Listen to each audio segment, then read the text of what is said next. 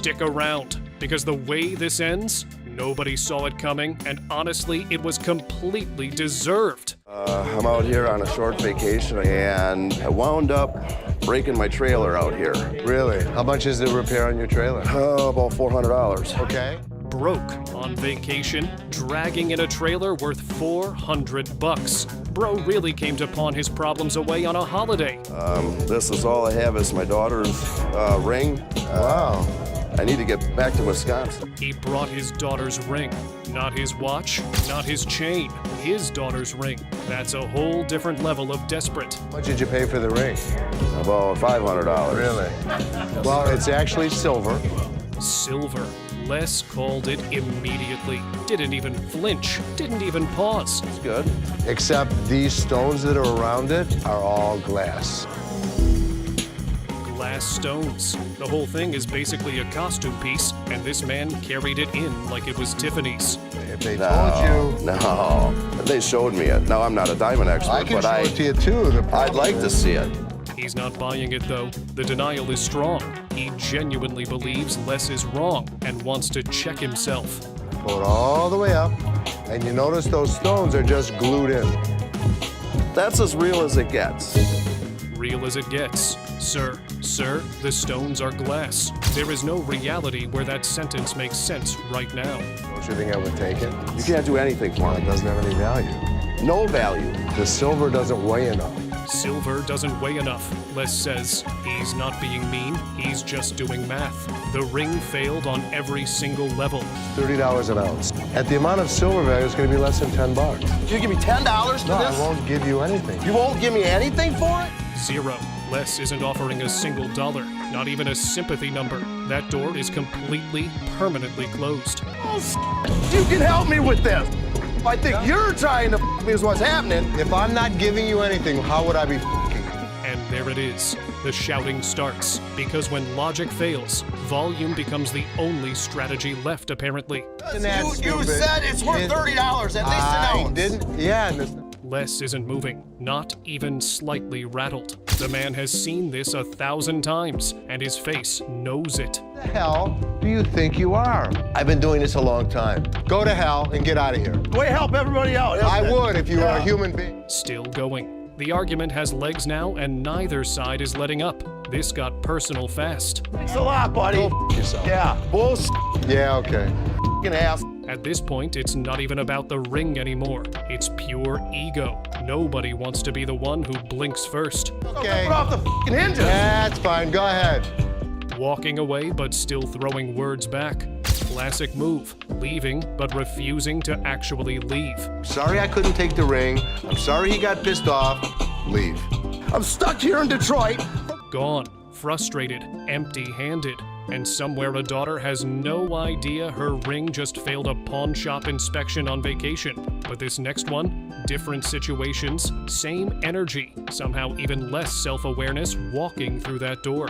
Yeah, I was want to see how much I could pawn this for. And how much you looking for? 5. Bro walked in expecting a payday, $500 for a ring.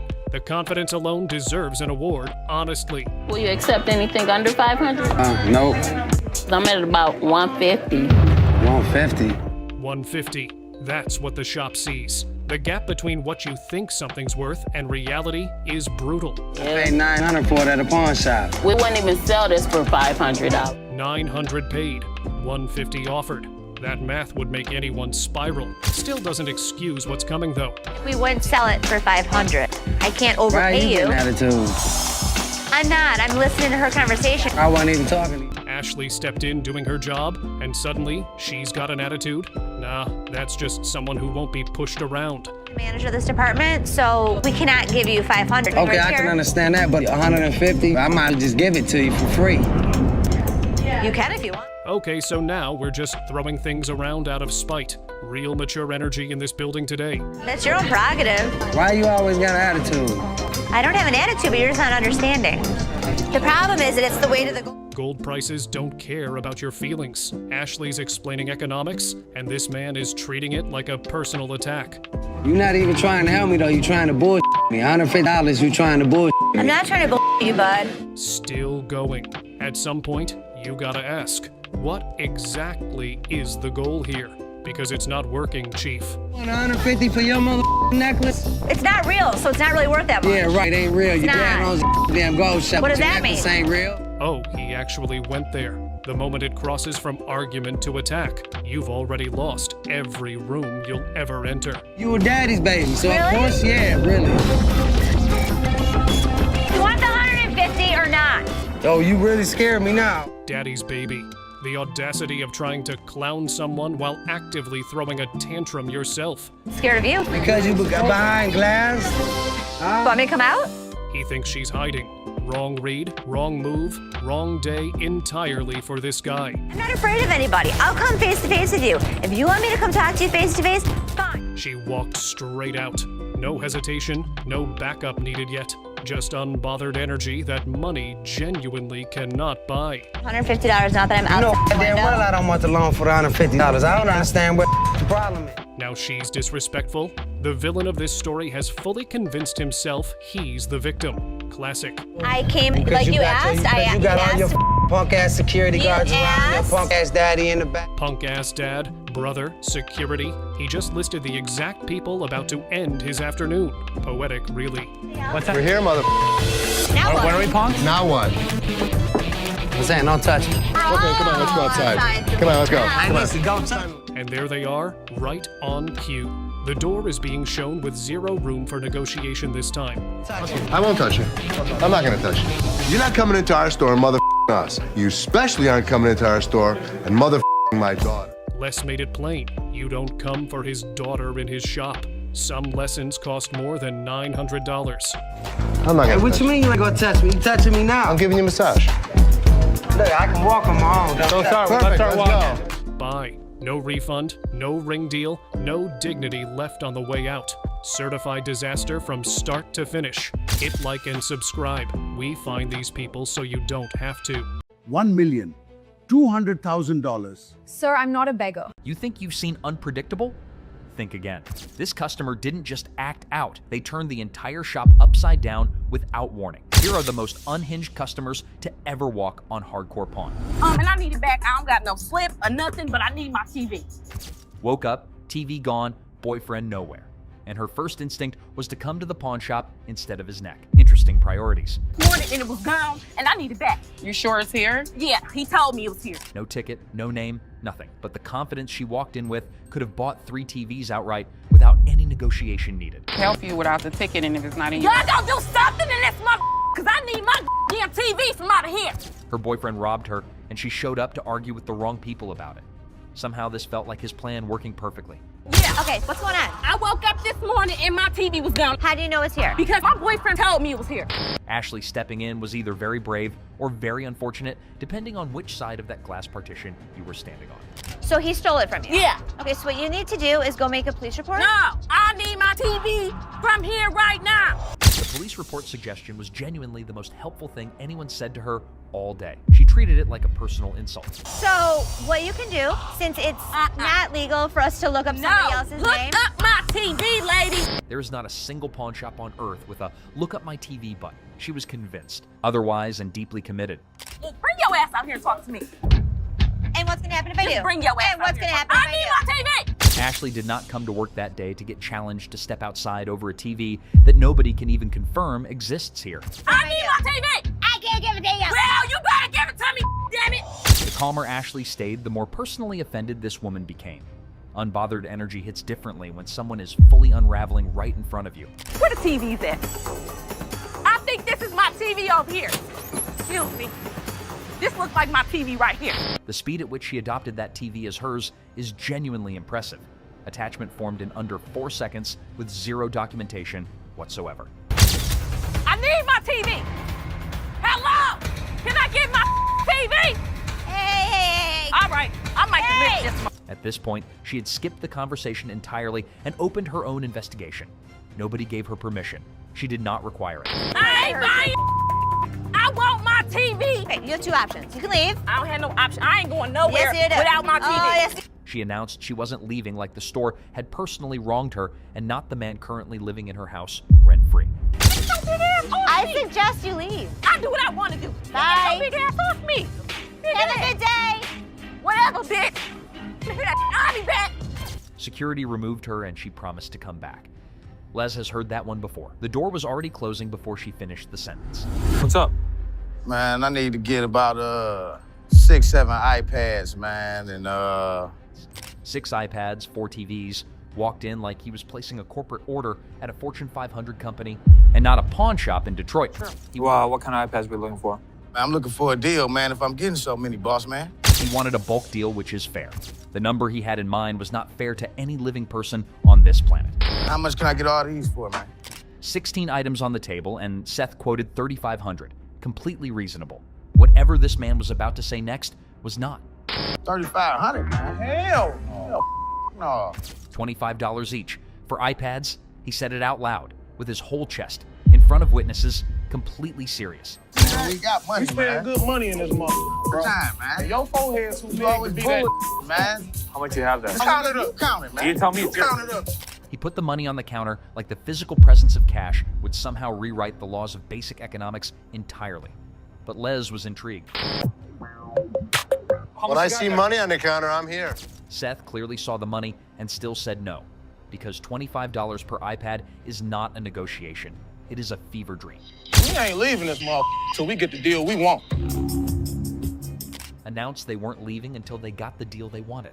Les filed that information away and started thinking about his next move immediately. You're not getting the iPads because they're not what you want to pay for them, so you're not going to get them. We'll buy you.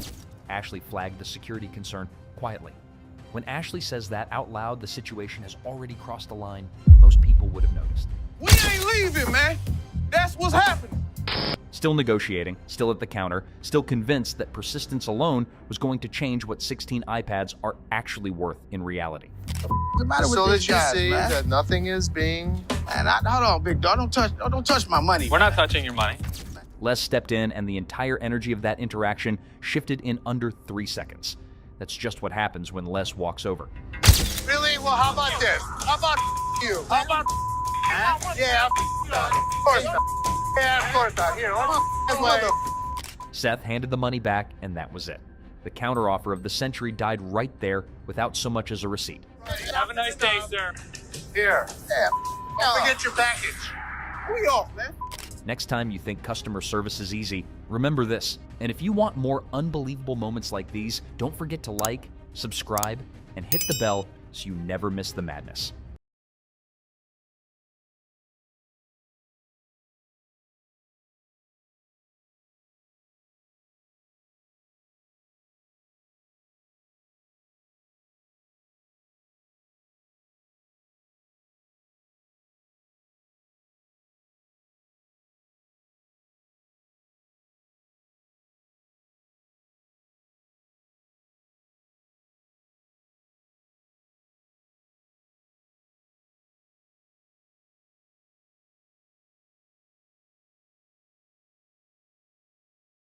Thank you, sir. We appreciate it. Thank you. Thank you. Thank you. Yeah, jackass. Take your Bitch. Take Yeah, that's you. and get it to You. Yeah, make me. We don't, Sir, we don't want please. this. You can take this stuff. Sir, And sir, put it where the listen. sun don't shine. Listen. I don't know what the problem was.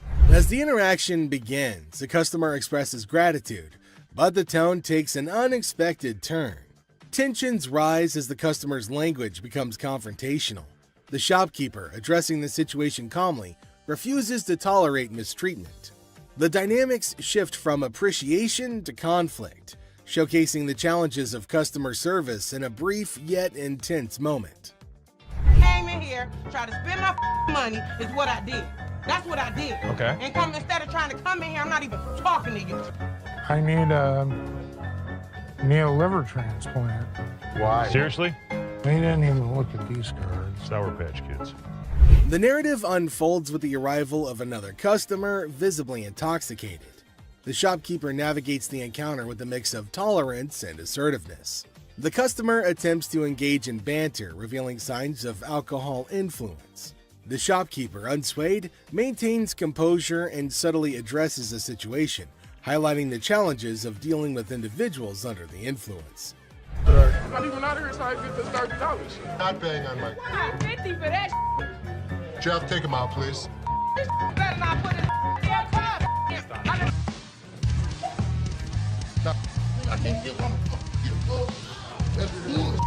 In this segment, a discussion ensues about cards and a potential liver transplant. The shopkeeper encounters a situation where the customer's intentions are unclear.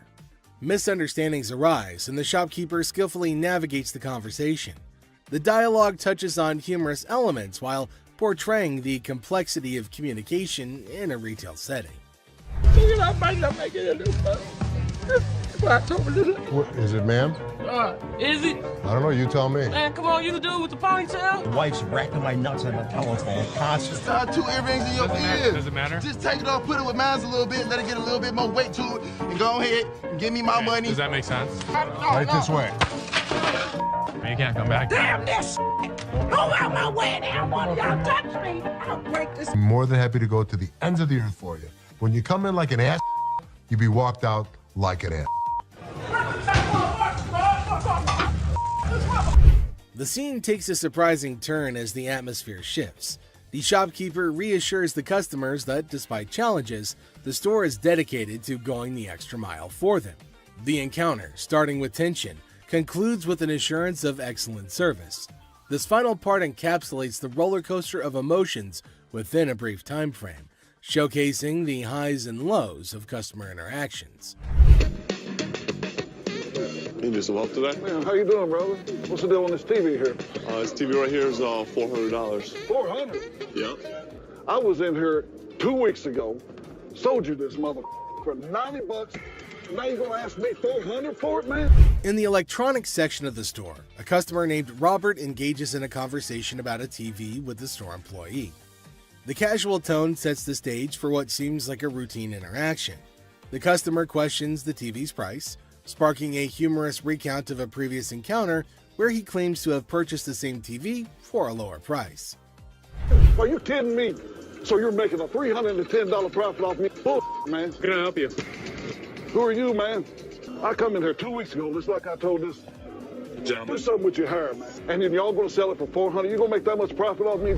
As the dialogue unfolds, the customer expresses dissatisfaction with the marked up price, claiming the store will profit significantly from his purchase. A manager steps in, attempting to resolve the situation. Tensions rise as the customer questions the legitimacy of the price hike and demands a resolution, emphasizing the financial disparity between his purchase and the intended selling price.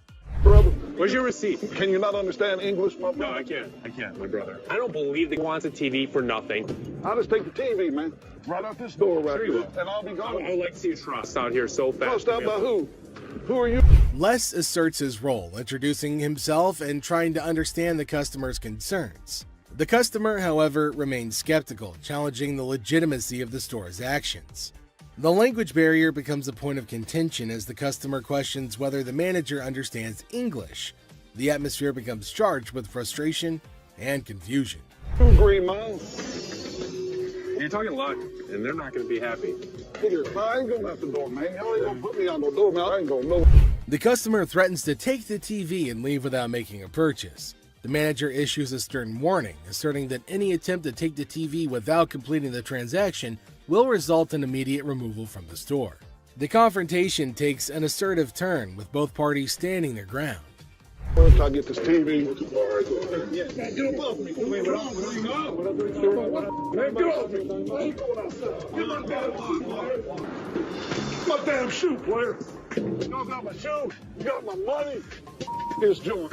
This guy was acting like a total baby. He wanted attention, and he got it. Despite the warnings, the customer decides to leave the store, expressing discontent with the entire experience. He accuses the store of mistreatment and vows never to return. The situation concludes with dramatic flair as the customer exits, leaving behind a sense of dissatisfaction and a promise never to... Body slam! Our guy claims his grandma's ring is a lost treasure. Well, that part's for Ashley to decide whether it's real or something that came out of a cereal box. How much are you looking for? Is this enough to pay rent? How much is your rent? $300. Okay. Do you have anything else? Because this unfortunately is not real. What you mean it's not real? It's not real gold. Basically, y'all sit up here and waste my time talking to you. You don't waste your time. Oh dear, Mr. Sad Story. You've really painted yourself into a corner now. It was almost as if he was starring in his own drama series. I'm like, just give me my ring. I need to speak with somebody else because you irritate me flat out. I'm trying to help you solve Like, your what you issue. mean? What you I'm mean? trying to help you solve Like, your this, issue. lower your voice. This guy's acting really erratic, and it's making me really nervous. Hold on tight, because here come the Powerpuff Boys to rescue our protagonist from his own soap opera. What a gimmick. A day he's gonna remember for a while. Don't put your finger in my face! No, you got me. She ain't by herself, my man. Bitch, I'll be back, bitch. You're talking that now, get the hell out of here. He was lucky I have other things on my mind, or I would have beat him to a pulp. PlayStation. In a stunning twist, our lovable, larger-than-life customer walks into the pawn shop dreaming of snagging a PS3. Let's hope the controller can keep up with his enthusiasm. How much are your PlayStation 3s? How much you want to spend? You got $70. Can't let it go for 70, my man, unfortunately. I've seen them for $70 to $80 at other pawn shops. Does it come with a warranty? It comes with an as-is warranty, unless you'd like to purchase an additional warranty, which I'd like to help you with. This is bull. Our six-pack gamer needs some physical exercise rather than video games. Mirror, mirror on the wall, who needs a jog more than them all? I need a PlayStation 3 for $70. I sell them for $100. That is ridiculous. All I got is $70. I want somebody else to talk to around here. Well, there's only gonna be one other person you're about to talk to, and if you keep your voice raised like that, we'll be more than happy to speak with you. And here's where you might consider scheduling that eye wash. Oh boy, up next could rival a comedy sketch, complete with unexpected twists and turns. Get out of here. I'll take a ride, big boy. Big boy. Ride, big boy. Here we go, big boy. Here we go. Have a good day. What's all that about? What you want to do? I come down this my level, beat your ass down here. What? Think you all that, bitch? Do right. Ashley fires. So, guess what? There was a worker at the pawn shop who some folks thought might be stealing stuff. Ashley got wind of it and had a little investigation on her hands. You said you wanted to know if Tressa asked me to put anything else on the internet? Yeah? Well, she did. She did? Another watch. Are you kidding? Nope. I'll take care of it. Don't even put it on the internet. Okay. I have to check with Brian first to see if Tressa got permission to pull the watch from the display case. Right when Ashley was busy being a detective, the sneaky thief decided to drop in. What wonderful timing!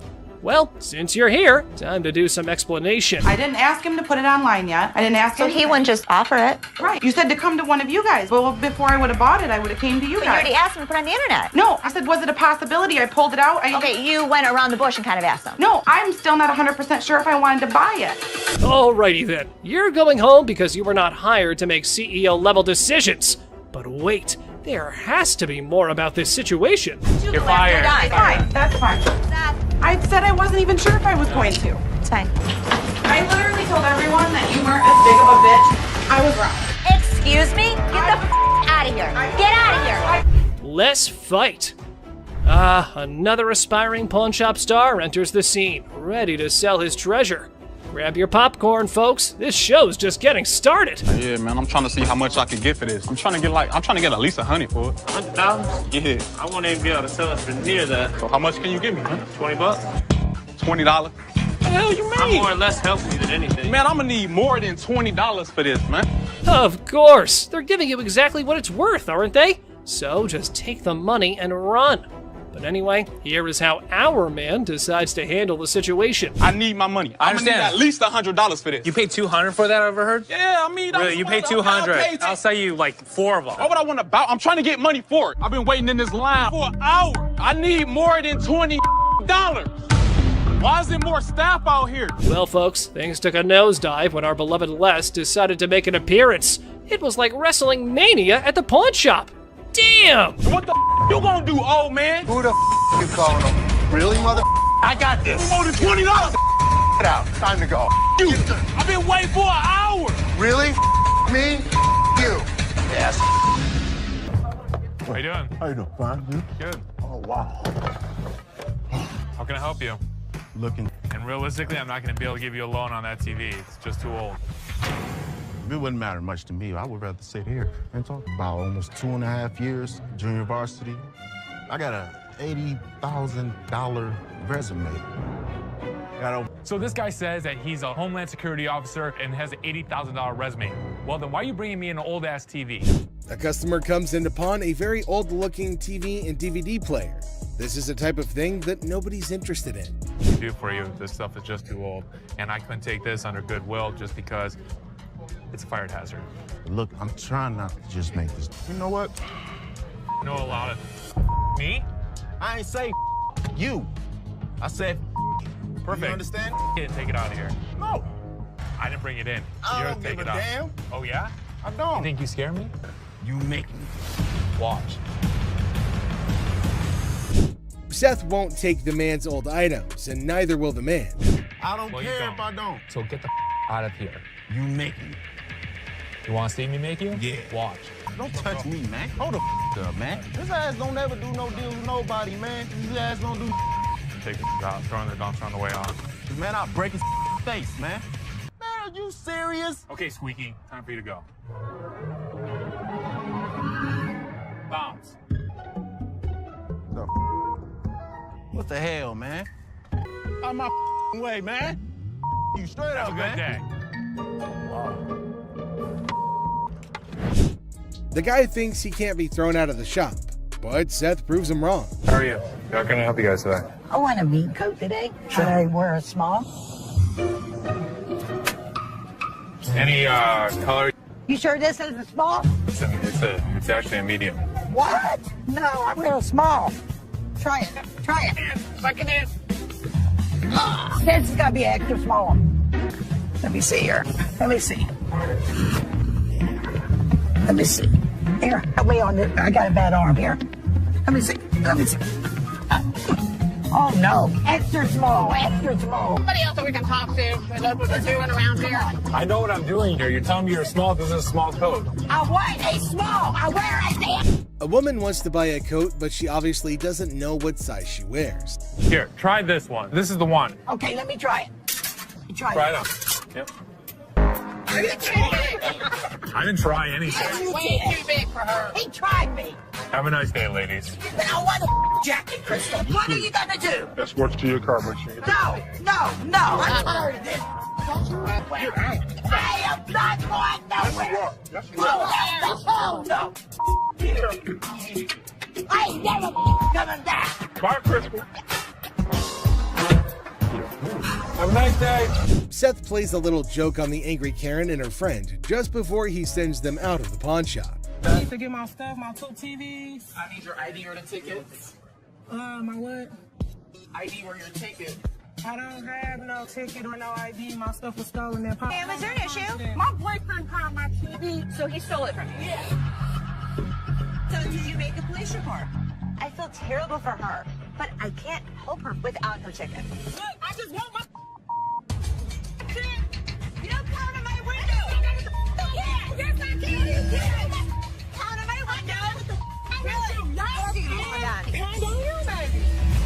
Get out of here. I get my now. I'm not leaving out here till I get my Ashley has a heated confrontation with the Karen that couldn't have her way. I'm not leaving out of here. Bye. I get my no. I'm not leaving out here till I get my I'm not scared to leave. Bye. I ain't scared to leave. Okay. Bye. See ya. No, Mama, calm down. See ya. We're not the police, but damn it, we're not your local psychologist neither. And you have a lovely day. God. Ashley makes sure the angry Karen leaves the pawn shop, but she doesn't do so quietly. Ma'am. I just bought this TV. It's broke. No, I don't. When did you buy it? I bought it yesterday. Yes, I did. I need you to give me my money back. I don't know if you bought it from us. But you owe me for my DVD. Where's your receipt? I don't. Do I need to get louder? No. Why not? This woman starts trouble when Seth refuses to change her TV. Excuse me. Who do you think you are? Really? I don't need your help on this one. Thank you. Mom. My money back. Excuse me. Oh. Excuse me. Excuse me. What you do that for? Unreal. Anger management. She doesn't last long in the pawn shop, and she even broke the TV more for some reason. Someone in the comment section went all out and said how they thought the comics were not fake. They were just not worth anything. And I personally second that the woman low-key had goodwill and wanted to get rid of the comics. She never said they were masterpieces, so we can't exactly blame anyone here.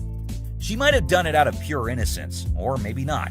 But Chum for sure had the ego boost in the form of a sexy lady buying all her stuff and pretending to be a professional at this while his coworker kept asking him to get an expert and get them checked for real value.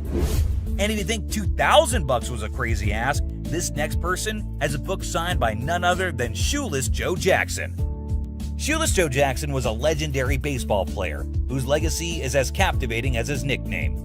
He's known for his raw talent on the field and the controversial role he played in the infamous Black Sox scandal, leaving fans wondering if justice was ever truly served. In a stunning turn of events, the owner of the book boldly demanded a jaw-dropping price tag of $30,000. I'd like to get like $30,000 for the book. The audacity. But here's where things take an intriguing twist. Are you ready for a mind-blowing fact about Joe Jackson? Brace yourself. Despite his incredible talent on the baseball field, Shoeless Joe Jackson was actually illiterate. Well, he was illiterate. He could not read. His wife signed everything for him. Yes, you heard that right. The man couldn't read or write, which makes his signature all the more remarkable and enigmatic. It's as if his illiteracy adds an aura of mystery and intrigue to his autograph, making it a rare gem in the realm of sports. So this could really be an amazing signature. You will not find a rare autograph.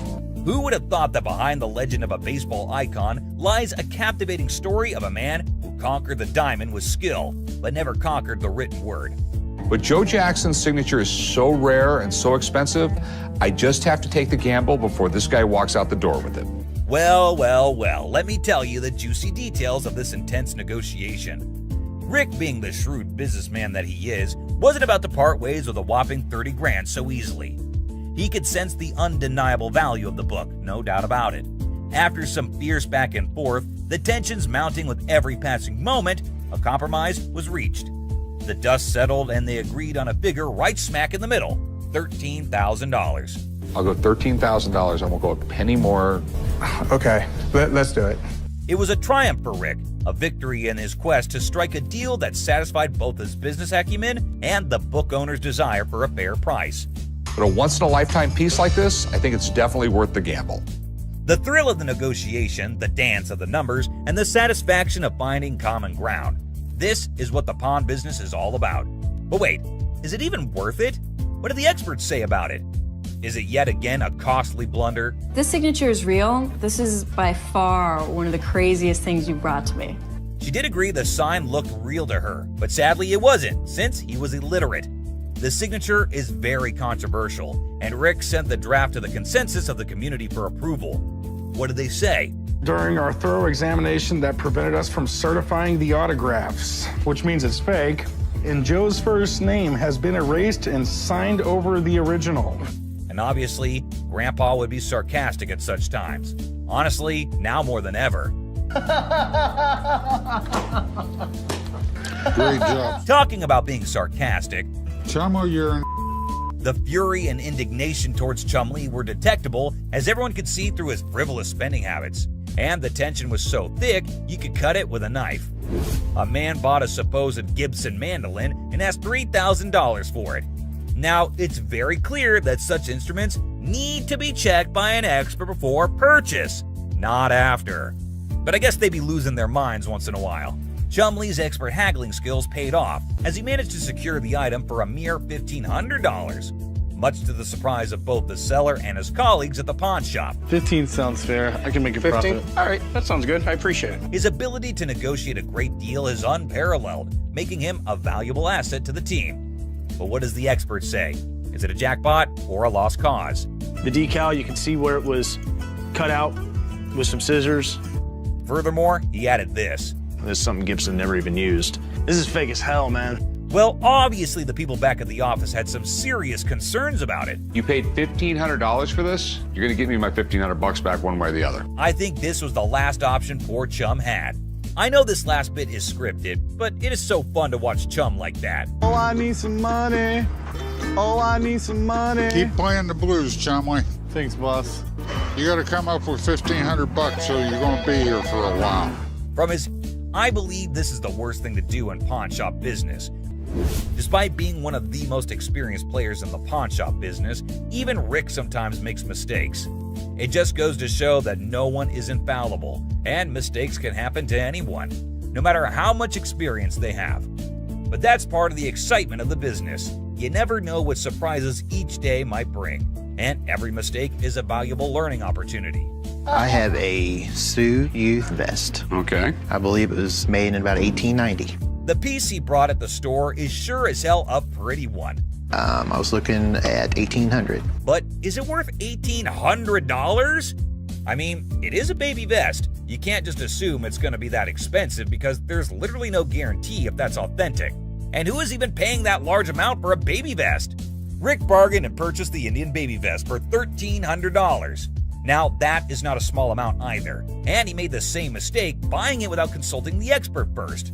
The expert is called later to take a look at it. And honestly, no point. They already spent so much on this that knowing it might be fake is just going to increase those tense lines on their forehead. But let us hear what the expert said about it. From looking at the beadwork, it looks to be Sioux or it's Northern Plains beadwork. Unfortunately, I don't think this is from that time period. But wait, later it is revealed that it is real, but it was made for sale and not for personal use. So that kind of affects the resale value a lot. And Rick doesn't cheat with his customers. So I guess he just has to face the consequences of not being smart and going with the gut at that moment. But wait, Corey had a call from someone saying that the vest is actually real. Does that mean Rick is the boss and never messes up? Here, it's Mark Holpatton. That Indian vest you bought is actually real. Hey, Mark, what's up? Nope. Well, I guess tit for tat. Better luck next time, Rick. I personally love this environment of work for them. They sure do make mistakes, but laugh it off. This should be the way people do it, but generally, they don't. What I loved the most about this episode was the way Corey made a fake call, all for fun and just to get Rick's reaction. Well, that's only fair because Rick makes them realize they made a mistake in brutal ways. This was far better, at least.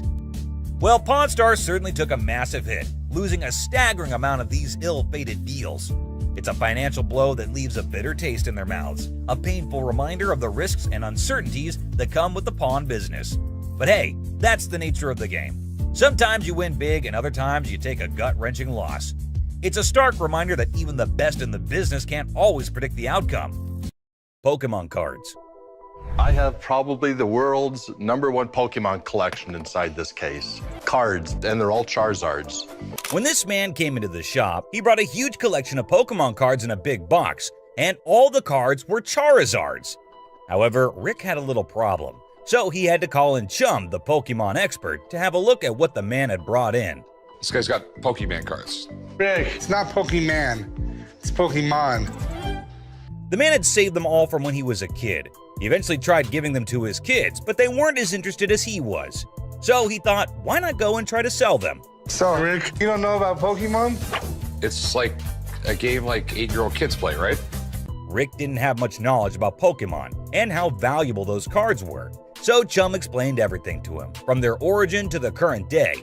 Still, Rick couldn't grasp what Chum was saying. I really don't understand why Pokemon is such a big deal, but if something like a Beanie Baby can become worth a lot of money, maybe these can too. The man had a lot of valuable cards, especially the first edition, which, according to him, could easily sell for $50,000 to $100,000. However, Rick wasn't ready to believe that people actually buy these kinds of things for such a high price. So how much do you want for these things?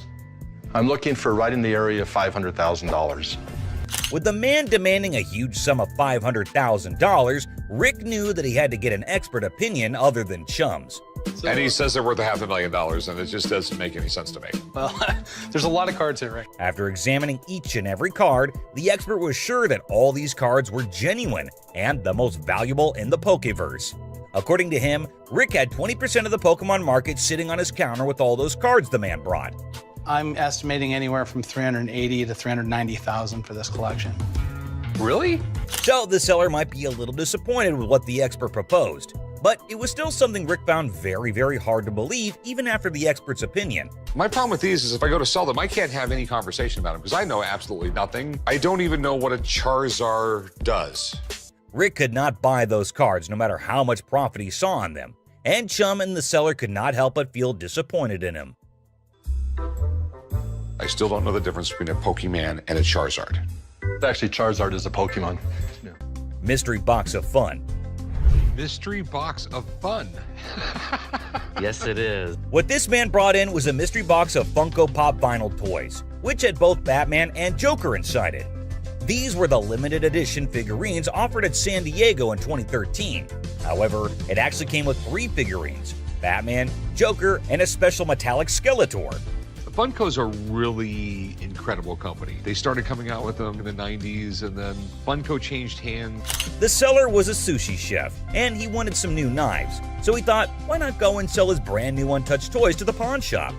Rick had to give him a history lesson on Funko, of course. You know, I was happy with these being a part of my collection, but then recently discovered that they might be worth something. Okay. The man was looking to get at least $3,000 out of the toys, so Rick had to call in the expert to determine their actual worth. What this was in 2013, and pretty much every year since, Funko has produced what they call the Mystery Box of Fun. After examining all those figures and seeing that their condition was perfect, the expert was sure that these 3 toys were going to sell for good money. But how much exactly? Let's find out. What are they worth? The set being in nice condition and what they are, I think you'd have no problem getting $2,800 for the set. The negotiations went on, and a bag. Imagine this super funny video with a lady who's basically playing the I'm lost in a bag shop game at a crowded mall.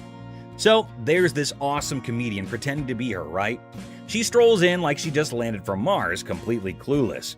Yeah, okay, I went to get my purse back to make my payment. Then, out of the blue, she locks eyes with a black bag, and boom! She's convinced it's her long-lost twin, with a mix of determination and total confusion. That's my purse right there. That one right there, the black one. So I want to know why it's out there. She marches over to the lady in charge, ready to solve the mystery of the twin bags. It's like a comedy treasure hunt in a bag store, and you're in for a hilarious ride. Get ready to laugh your socks off. Here's the money. I want the purse. That bag was never in pawn. Now get this, the shopkeeper, a comedic genius with timing that's spot on, coolly spills the beans. She says, hey, this bag's not yours. But oh no, our lady on a mission won't back down. That's not your purse. How do you know it's not my purse? Because that purse has been out there. Let me see it. With this epic confidence, she declares, no way, this bag and I go way back. They're like childhood buddies. And here's the best part. You want to buy it? I just want to look at it and make sure it's not mine. She throws down the ultimate challenge. Bet you this bag, if it's not mine, I'll hand it over. But trust me, it's practically family. It's like a comedy duel in a bag shop, and you won't believe how hilarious it gets. Oh my God. Get your hands on. Meet Cam, the scene stealer of the century. Picture this, chaos in the bag shop, and here comes Cam, our superhero security guard. He's like, hold my coffee, and smoothly escorts the determined bag enthusiast off the counter. Have a nice day. Let's go. Walk yourself out, yo. You. Walk.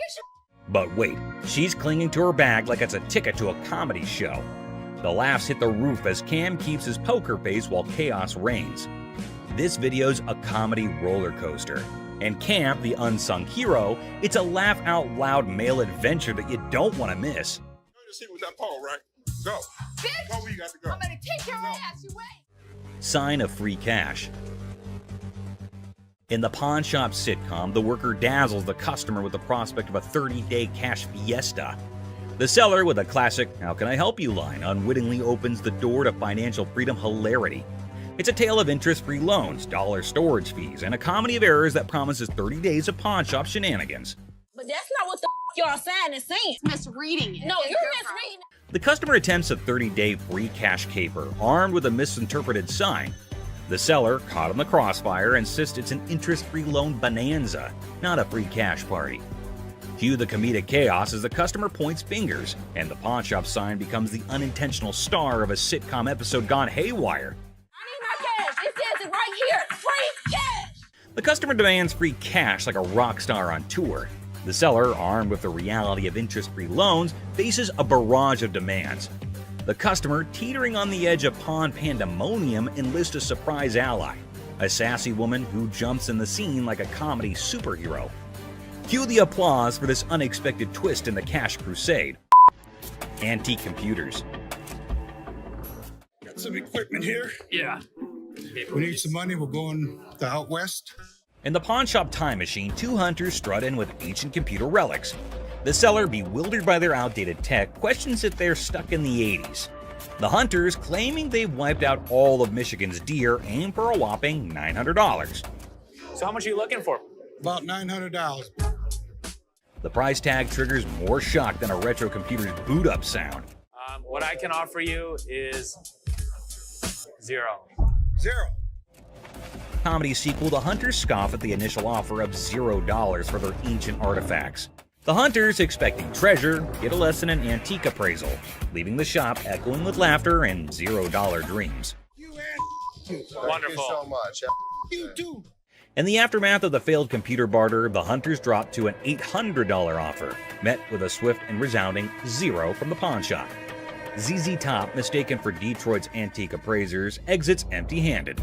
The seller consoles himself with a printer sacrifice to the dumpster gods. I thought it was you, man. Oh, that's good. Ending the scene with a comedic crash and a touch of musical confusion.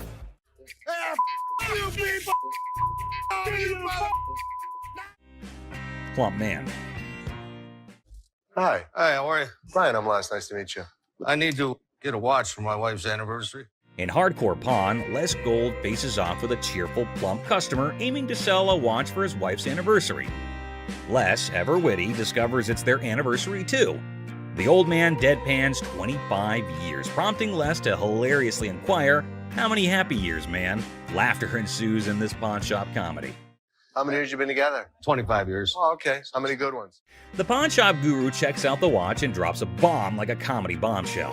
How'd you even get this? It's like a fake superhero. Now our chunky hero looks puzzled, like he just missed the joke. But no giving up, he starts haggling like, okay, what's your I don't believe it's real price?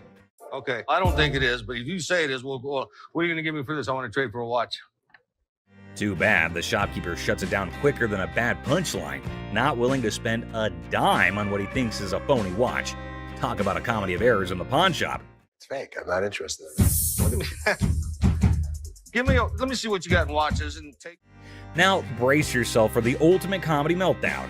Our plum seller cranks up the chaos meter, throwing wild threats about the shopkeeper's wife and claiming he's seen her somewhere. You're married, right? I am. Okay, I've seen your wife. Lucky you. Yeah, lucky me. I don't think so. This triggers the shopkeeper, turning the whole scene into a chaotic carnival. There's two things you don't talk about. What's that? My wife and my family. In the blink of an eye, security guards swoop in, snatch our hefty hero, and give him the grand exit, escorting him out like the star of an unexpected sitcom. Guess what? Our main guy, kicked out of the shop like a party crasher, hits the street with a style only he can pull off. Think military swagger, but with extra oomph. But wait, there's more. He starts yelling all sorts of wacky stuff, turning the sidewalk into his own stand-up comedy stage. Mama and Daddy laying in bed. It's like a roller coaster of laughs. First the weird pawn shop deal, then the crazy threats. And now he's strutting like he's the sidewalk general. If you're up for a good giggle, this video is a must-see. It's like a comedy buffet that'll have you grinning like you just discovered the ultimate joke. Get ready for hilarious. There's never a shortage of people who don't know their item is fake. The truth makes this woman explode at Les, but she never stands a chance because Les has backup. Hi, I'm Ashley. I'm Nana. Nana. Mm-hmm. I called up here and I got an estimated price, and they told me that I could get $400 for these. You called up here and got an estimated price. Yeah. Who did you talk to? Nicole? Nicole. Over the phone? Yes, ma'am. But we don't see them over the phone. She is lying. Where Nikki at? Nikki. Nicole. Well, which is it, Nicole or Nikki? Listen, it's real diamonds. All I know is I need my $400. All right. I'm looking at the diamonds, and I know right off the bat the weight is just not gonna make it. I know I am not gonna be able to help her. I can do 185. No, I'm not, and you're not gonna come in here demanding money from me. Yes, I am, because that's what I called for. Nikki! What? No, Nikki! Where's bitch at? She all of a sudden darted away from me, started screaming for Nikki. It was like a bat out of hell. A customer comes in to pawn her jewelry, but she's not ready for what Ashley has to say about it. Excuse me. First of all, you're not gonna scream in my store. Well, first of all, you're not gonna walk up on me either. This is Nikki, and they told me that they was gonna give me $400. Oh, so look at and these now they telling me that I can't get my money, and I need this now. Don't you dare! I need my money right now. I don't know what this chick was talking about. She was very confused, but I know one thing for certain: Nana needed to go. You like that? Well, you disrespected me, my store. Y'all bitches. Okay. Everybody in this mother. Y'all. Joe. All y'all. Okay, have a good day. And kiss my ass. Keep walking. Bye, Nana.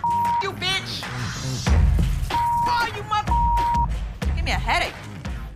Nana's smart enough to leave before security throws her out, but she makes sure that she's got the last word. Hi. Hello, how are you? Good, how are you? I'm well. I'm here today. I want to pawn my computer. I'm trying to get my son into a technical high school. I know it's ugly, but it's No, I didn't say it was ugly. How much you looking to get? Like $175. Oh, that's not enough. I really wish you could give me like $150. Have you ever had an impound before? Yeah, I'm a gold card member. Get it for you for the same amount that you've had it in for. What was that? You consider the fact that I've been patronizing this business since '97? I really appreciate you're not giving me what I want. Well, I don't give everybody what they want. 7. Are you done? No, I'm not done. Okay. Do you want the 100? No, I don't. Okay, then goodbye. This customer walks in with a laptop and a price that just won't cut it. Ashley knows this one's gonna have to go. What do you mean goodbye? You can walk out the store. I can. But am I gonna walk out? You will. Who's gonna make me? I want to see somebody make me leave up out of this motherfucker giving me what I want. I don't give everybody what they want. $150. Well, if you had as something a patron that's been patronizing since '97. Are you done? No, I'm not done. I want to see somebody make me leave up out of this motherfucker. Are you a lady or are you a child? I don't give a what I am. And don't think that you won't. Because all I gotta do is make a phone call. You know what? Get out. I'm not getting out of here. Get out. Me up. Don't touch me. Do not touch me. Get out of my store now. I've been patronizing this business since '97. You have an English degree, right? No, I don't. Yeah. Despite Ashley's efforts to help her, the woman goes ballistic. Felix, the security guard, escorts the woman out, but she doesn't go quietly. I was coming in to try and get like $1,500 for this. Okay. I'm trying to get my baby daddy out of jail, and I've been really trying to work things out with us. I love him dearly. I was his first phone call, you know, so that lets me know that he loves me. Huh? No, not $50. I want $1,500 I'm sorry, for I these. can't help you with that. I said. I don't care what you said. I said I want $1,500. I'm not giving you $1,500. $1,500. I am not giving you. To get my man out, okay? I want $1,500. What part of that you ain't understanding? You need a hug. No, don't give me no damn hug. Oh, you need a hug. I don't want no damn hug. Get off of me. Good day, baby. I don't want no hug from you. Sure. I don't want no hug from you. Kiss my ass. Gave her a hug. The woman comes in to trade baseball cards. However, the only thing she manages to do was initiate a shouting match with Ashley. This one is put out the door fast. How are you? I'm doing okay. What can I help you with? Either trying to get a loan on it or you guys can buy it. Mm-hmm. Trying to sell it for maybe like $150. It's $50. Then you know this costs way more than this. Okay, but I'm not going to pay you for the amount that you think it's worth because it's stained. This is not one of the newer ones. This is not this season. I know about purses. But you're still willing to buy for $50 though. So if it wasn't worth, why would you even say $50? So they didn't say it wasn't worth it. Leave Can our I talk to store. somebody Nope. else? Why do I have to talk to you? Because You I'm the disrespectful. manager. I'm disrespectful and you call me a pepperoni ass? Ugly ass bitch. You're Now not what? the owner. The owner is the other man. You must have. How you get here? You your way to the top. You. Customers are just shocked when they're told the real value of their item, but this it does as the man goes for Les's throat. Good. What's up with this? Give me 1 second, sir.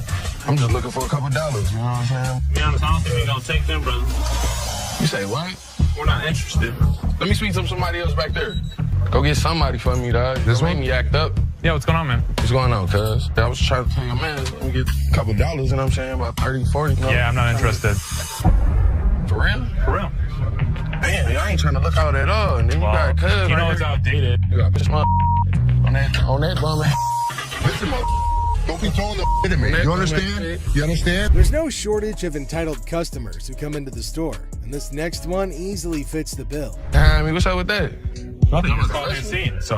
Y'all about to rush me or something? Here's a guy yelling at the front counter. He expects us to give him money on stuff that we couldn't. What's up with that? On that bum. Listen, don't be throwing the at me. You understand? You understand? Don't be ever throwing the at me. You understand that? You understand that, man? You understand that, dog? Y'all trying to gang up. You understand that, dog? Don't ever throw. All right. What up, though, cuz? I'm up here at this mother alone. Take your hands off my mother. With the customer starting a tantrum, Les finally speaks, and let's just say the others were nicer to the man-child than he was. Yo, y'all ain't over here anyway. I smacked the out of your ass. Don't even reach behind nowhere. Reach what? Nigga, if I got it, got it. Jonas, don't get my stuff. I don't care how old I am. I'm never told to beat your ass. American jury. What the is the law on that? Don't try to stare me down. Hard. On what you're gonna do? This guy was threatening me that he's coming back. Does he think we don't have security cameras? Does he think we don't know what his license plate number is? It'll be his worst day if he even thinks about doing anything bad to American jewelry. Tell him carry my shit out, man. We're not taking it out. Try to step up like they was some players. They ain't even really in my ball game. I'm in for real. I'm up.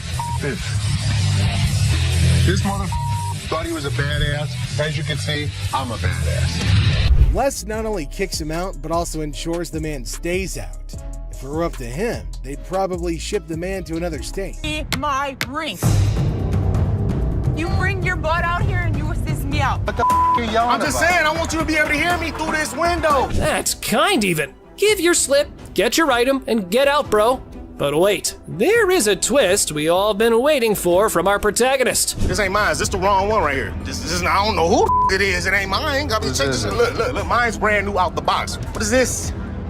Yours. The minute he brought it in, we bagged it and labeled it. Oh man, why do they always have to threaten the old man when things can be sorted through negotiation? But anyway, here's the inevitable. Hey, get your hands up off me, big fella. Straight the up, boy.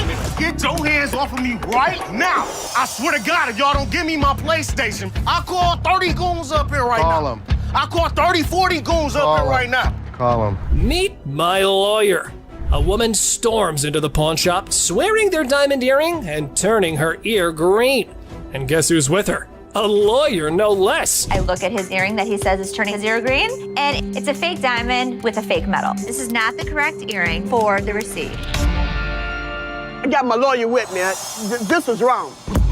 Oh dear, Miss Drama, it's not that simple.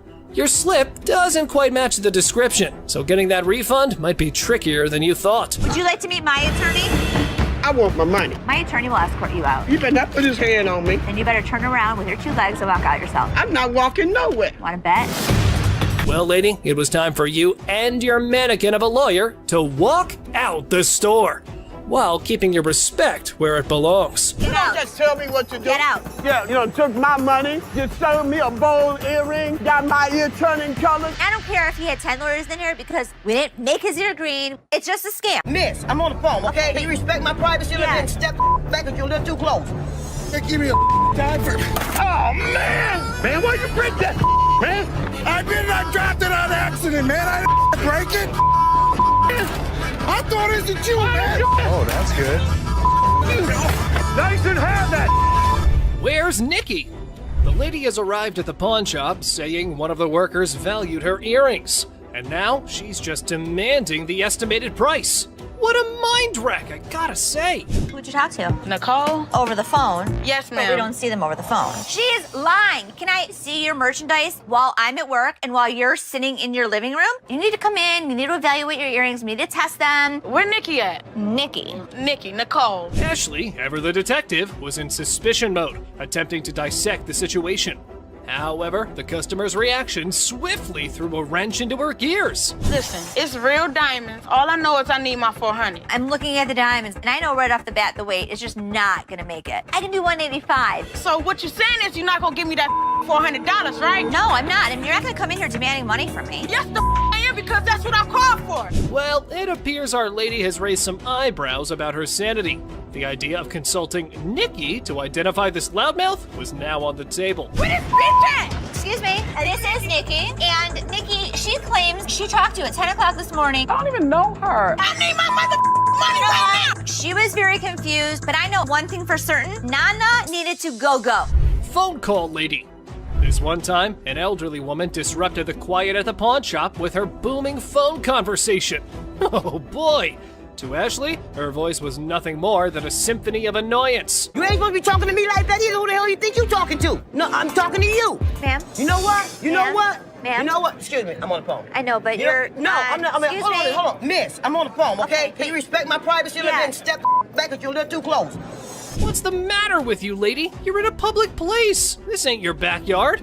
You better keep your volume down or take your business elsewhere. Duh! Miss, get somebody to help me, please. What do you need help with? I need some help with my rings right Can you here. take off I'm your having to get- Wait, you just walking up on me to my, can you see my rings? I don't even know who you is. You want me to help you? Don't walk I up on can me. help you now. Do not walk up on me. Or else what? Okay, keep walking to find out. This lady was probably angry with someone else and had decided to make this pawn shop a stage for her little vent session. Well, here's how Ashley took control of the situation. Now, can somebody help me other than you? No. All right, that. Don't follow me no more. I won't come back in this bitch. All the motherfucking times I've been coming in here giving y'all my motherfucking and this is how I'm getting treated. Y'all. I told you. I don't know who the hell this lady was mad at. You. 70s PC. Two older folks enter the pawn shop with 1970s computers. They hope to sell them to fund a trip out west. Let's see if they were able to enjoy the blast from the past. Got some equipment here. So how much are you looking for? About $900. To be honest, if you bought these new, it's about like $400. We need more than that. Yeah, we need more than that. What I can offer you is $0. Things took a sudden turn, and honestly, it felt like we stumbled into some reality TV treat. Buckle up, because this pawn shop just got a lot more interesting. You mean $0? Most people don't get that aggravated when they bring in like ancient artifacts. Yeah, people collect these. Oh, they're antiques now. We'll take 800. $0. How many times do I need to tell you? We're not interested in it. Leave the store. I ain't I'm taking not it out of taking this it. store. Well, fellas, y'all better just use it to scroll some pictures of the out west, because I probably think that trip's now canceled. You and you too. Oh man! I thought it was you, man. Could have that. Put it in the dumpster if you want. She slap. Our Have a good day. pacifier pawn. Seth, our pawn shop hero, encounters quite the character of a customer eager to part with both a TV and a ring. But wait, what's in her mouth? I'm Seth. Oh, you cute. Yeah. Let me see your ring. That's right, lady. Our Seth here wasn't going to crack open with that pacifier or your flirting skills. How about we cut to the chase and look at the valuables? Push fight. Two buddies square off in a pawn shop brawl over one friend's attempt to pawn the other's beloved PlayStation without permission. This calls for drama. That took my PS3 trying to pawn my shop. Get my money back. You know him? Yeah, that's my roommate. He tried to pawn my your shop, try to get some money off, but I want my PS3. He owe me my is mine. My back. Hey, do me a favor. We're not gonna scream, okay? What's happening here? This ain't your hotel room, spoiled punks. You're just creating a ruckus. Y'all better watch that tone and listen to the pawn majesty. Angelo Steve, is that his? This between, yes or no? I mean, we just trying to handle it ourselves. That's fine. Steve, I'm gonna ask you one more time. Is it Angelo's or yours? It used to be his. Okay. He owe me money. What I supposed Steve? to do? It's my pay bill. Come on, ain't paying. Tell you what I'm gonna do. I got Steve. all my tell you what I'm gonna do. All right, guys, you probably want to take your business outside because there are some customers here who are not in a mood to listen to your story. Come take Can I see it? Come with me. You know, I'm a pawnbroker. I'm not a kindergarten teacher. You guys go talk about it amongst yourselves, and when you figure it out, then come back inside, okay? Until then, I don't want to hear you arguing. You grown men, not kids, go on. All right. Free grab. The girlfriend decided to pawn her boyfriend's Xbox, and now he's on a crusade to rescue it. Lesson learned, right? Pawning is such a brilliant way to solve everything. My girlfriend, she came up here and she got rid of my Xbox 360 and I came up here to get it back. Okay, you get the ticket? No. I can tell you her name and you can just give me my I can't 360. give you any information about somebody else's account. You just need to give me my stuff. But our man here forgot that this store needs a police report for such incidents. So how about you keep your volume down, gamer? Instead, this is what he does. Can I just have my... We can sell you another one. Well, let me just look for one that I want to grab. Okay, you go that way. Wait, right Hey, what here. up 360 there, And bro? I'll sell you one. Stop right here. No, ain't no And I'll selling. sell you one for $200. No, I can grab one for free. Excuse me? Yeah, you can heard. do what? What in the world was this dude thinking? He was running around like it was a jogging park. But hold on to your seats. Big Joe was here for a run too. Hey! Get out of here. Get the out. Now. All right, now. Don't ever step back. You gonna make me move? Get out of my face. I'm My stepping store. Bye. My dad truly believed that this glass could be something. Space for years. Okay, I'm not. $4 grand? $4 grand, that's probably my... From a killer ride to something straight out of Star Trek. Welcome back, Pawn Squad. Get ready to explore the shady side of the pawn world as we uncover 5 super rare illegal items encountered on Hardcore Pawn. Another day at the pawn shop, and you never know what surprises will walk through that door. Today we've got Seth bringing in something that's blowing everyone's mind, and boy is he in for a shock.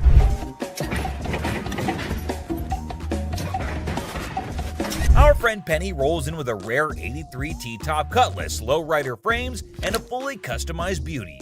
Whoa, whoa, whoa! This is the stuff dreams are made of. These babies are like finding a needle in a haystack these days, and you can see Seth's eyes light up with excitement. Easy there, Seth, don't get too carried away. We see all types of old cars come through the store. Does it do the 4-wheel hop? It could if you wanted it to. This amazing car is decked out with 4 switches and can hop up to 72 inches in the front. And guess what? If you're up for it, it can even do a 4-wheel hop. Talk about a versatile ride. If you wanted it to, sure. It's equipped to. But it's very rare we see a tricked out car that actually jumps off the ground. This car is the real deal, folks. It's got all the bells and whistles you could imagine.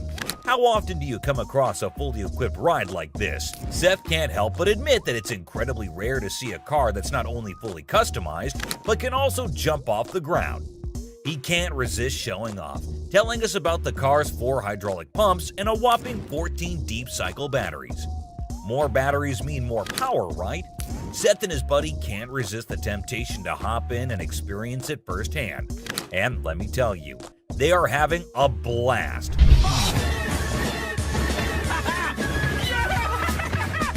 Now, Seth really wants this car, but he wants it at the right price.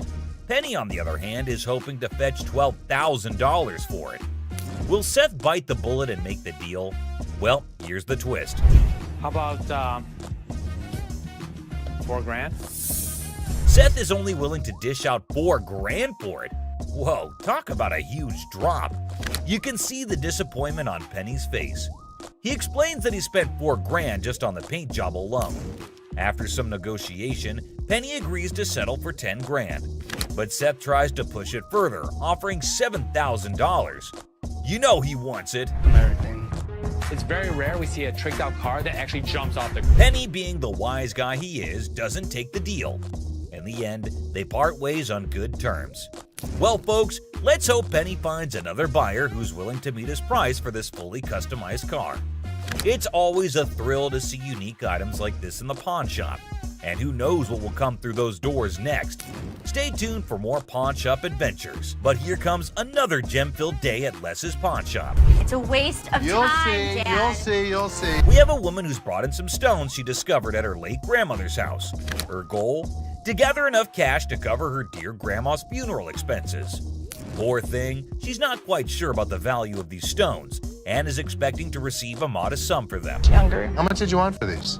Anything would help, like $50 or $100. Enter Ashley, Who wants to assist but has serious doubts about the authenticity of these gems? On the other hand, Les is a big softy who sees potential in these stones and wants to help the woman out.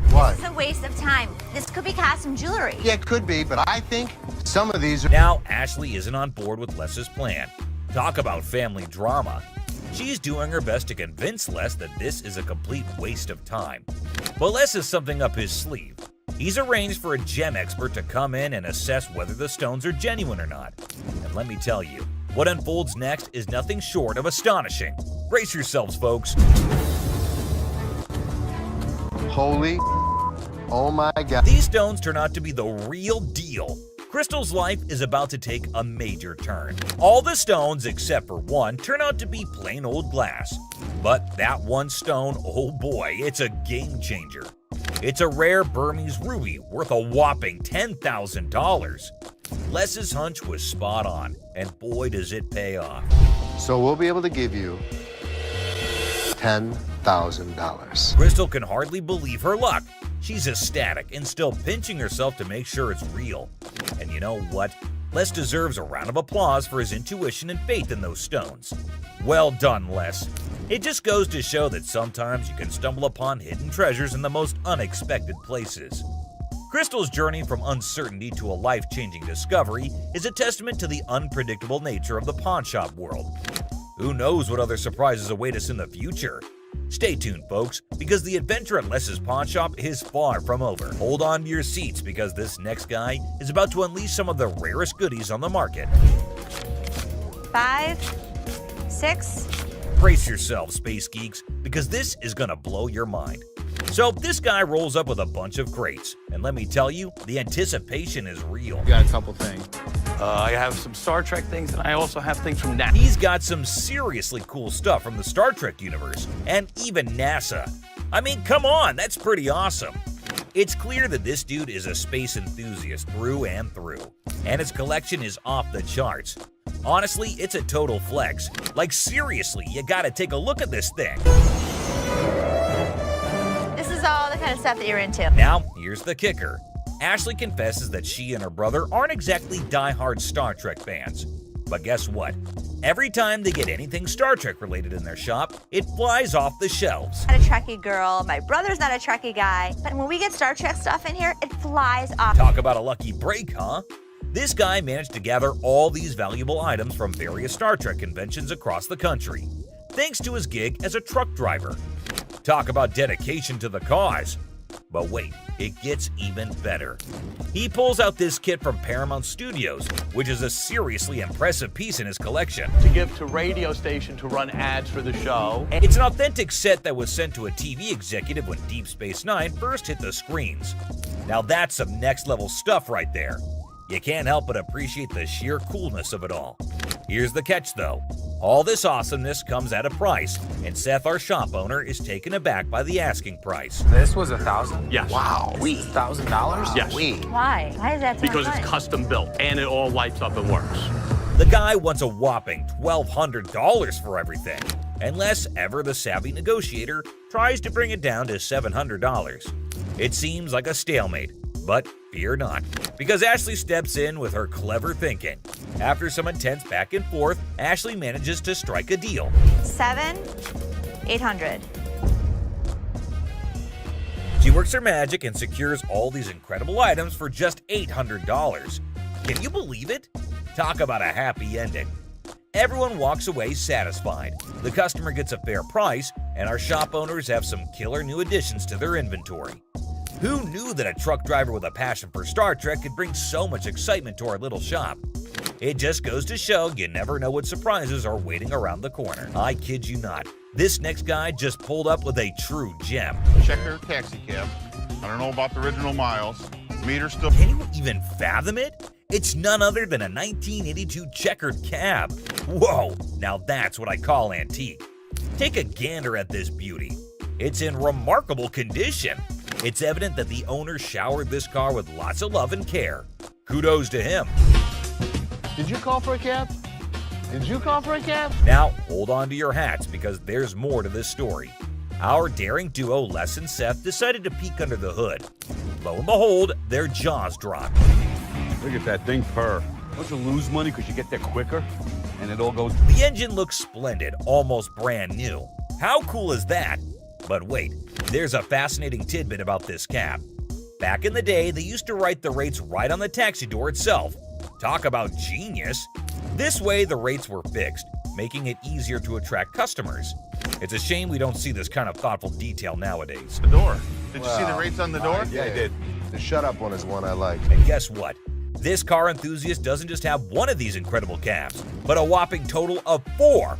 4, my friends! And out of all his prized possessions, he decided to part ways with one and sell it to this very pawn shop. As long as the price is right and it's in good condition, we can make a profit. Boy, oh boy, Les and Seth should count their lucky stars. Now brace yourselves for the asking price. This customer is seeking a jaw-dropping $10,000. Can you believe it? Les, being the inquisitive one, questions the reason behind such a hefty sum for what seems to be a mere antique car. Sensibly, Seth suggests that the customer take the car for a spin, just to ensure everything is running smoothly. Perhaps then they'll be able to negotiate a fair price. Good thinking, Seth.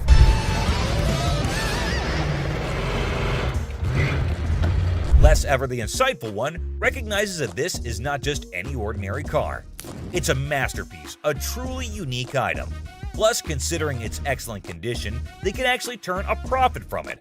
However, much to their disappointment, the customer refuses to budge below $8,500. Sadly, no deal can be made today. Nonetheless, Les wishes him luck, and we join him in hoping that the right buyer comes along for this exceptional ride. Fingers crossed. This guy walked in all eager to sell something big, and boy did he deliver. Here's the kicker. Is it actually silver? This is literally just a regular mannequin and plywood. He actually got it from a movie theater where he used to advertise. And get this, he owns his own comic book store, and that's how he managed to convince the set designer to let him take it home. And the next day, but then in comes Seth, our resident genius manipulator. What he does next and how he convinces the customer will truly shock you. Hey, sometimes you gotta stick to your guns. Well, after giving it some serious thought, the customer ultimately did decide this. It's a pleasure. We're gonna go surfing on home. See you later. And walked away from the deal. But wait, there's more. They can all happily move forward. It's smooth sailing from here on out. And that concludes our thrilling journey through 5 super rare illegal items on Hardcore Pawn. This guy, I kid you not, strolls in without a single thing in his hands. The suspense is killing me. What on earth could he be after? Brace yourselves, because this one's about to blow your mind. So a guy comes in asking to tattoo their logo and get paid for it? Now, I won't sugarcoat it. This idea might come off as a tad bit idiotic, but hey, different strokes for different folks, am I right? I don't think that this guy was thinking through this. My dad wouldn't get it done, so why the would this guy get it done? Guess what? Ashley ain't exactly blown away by this whole thing and finds it pretty dumb if you ask me. Just when you start thinking he's all about giving props to the shop, it turns out he couldn't care less. You got any tattoos underneath? Holy moly. This dude means serious business, I tell you. Brace yourself for the mind-boggling price he's demanding for that tattoo. Well, I'm looking in the range for about $1,000. $1,000. Yes. He is so crazy for that. Now we're in a bit of a pickle trying to figure out who the real idiot is, him or Les. I mean, this guy is practically selling himself here. Come on, Les, get your act together, buddy. He's gonna have a new tattoo. Wait, you wear a shirt, so you'd be covering it up. No, I wouldn't be covering up. I'd walk around. But here's the moment of truth. Did they strike a deal? Drum roll. Nope, not a chance. This dude wasn't willing to budge below $500 for the tattoo, which kind of makes sense, I guess. But Les wasn't about to cough up more than $250. $250. Can't do it. So hey, at least you didn't end up with that dumb tattoo, am I right? Now get ready for this next woman, cause it's about to get interesting. So this lady is trying to make some money by selling these coats to cover her bills. But honestly, the coats didn't look too great, and neither did her chewing. 415. Is that what you said? We're actually under 400 apiece. But Ashley was totally caught off guard by that. And seriously, the price is insane, don't you think? Now she's stepping in, offering some real prices. Let's see how the other person reacts to it. $40. No doubt that's absolutely hilarious. Now they're trying to haggle, but it's honestly gross and distracting when she chews like that. I mean, check out that silly behavior. How's that go? So the bodyguard is clearly here to kick her out, and you won't believe what she pulled off. That was just plain weird. But the next one is even weirder, believe me. And speaking of flirting, this next customer is on a whole new level. She's got a necklace in her possession, so she's not showing up empty-handed. But here's the twist. She's actually here for Ashley, or something else. Could it be her sneaky way of striking a deal with the pawn shop? She's got a good personality, and she's so sweet. Oh, snap. That's the thing, guys. A lot of people pull off scams like this. And let me tell you, the way this woman starts behaving with Ashley is just downright bizarre and idiotic. But hey, let's not waste any more time on the theatrics and get down to business, shall we? Can I look that up? Yeah, I gotta give a price.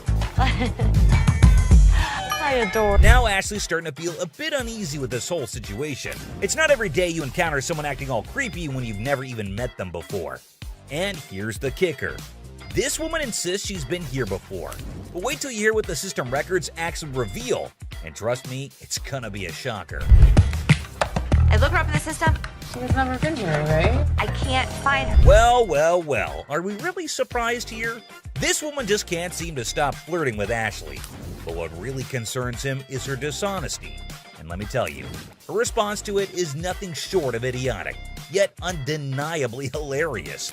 We've got ourselves a real comedy act unfolding right in front of our eyes. So you lied to me? I do like you. No, you lied. Now, I can't help but wonder if she was just playing her cards to seal the deal, or if she genuinely had a thing for Ashley. Either way, she managed to strike a deal, and now she's out of Ashley's hair. Mission accomplished, I suppose. Now back at the pawn shop.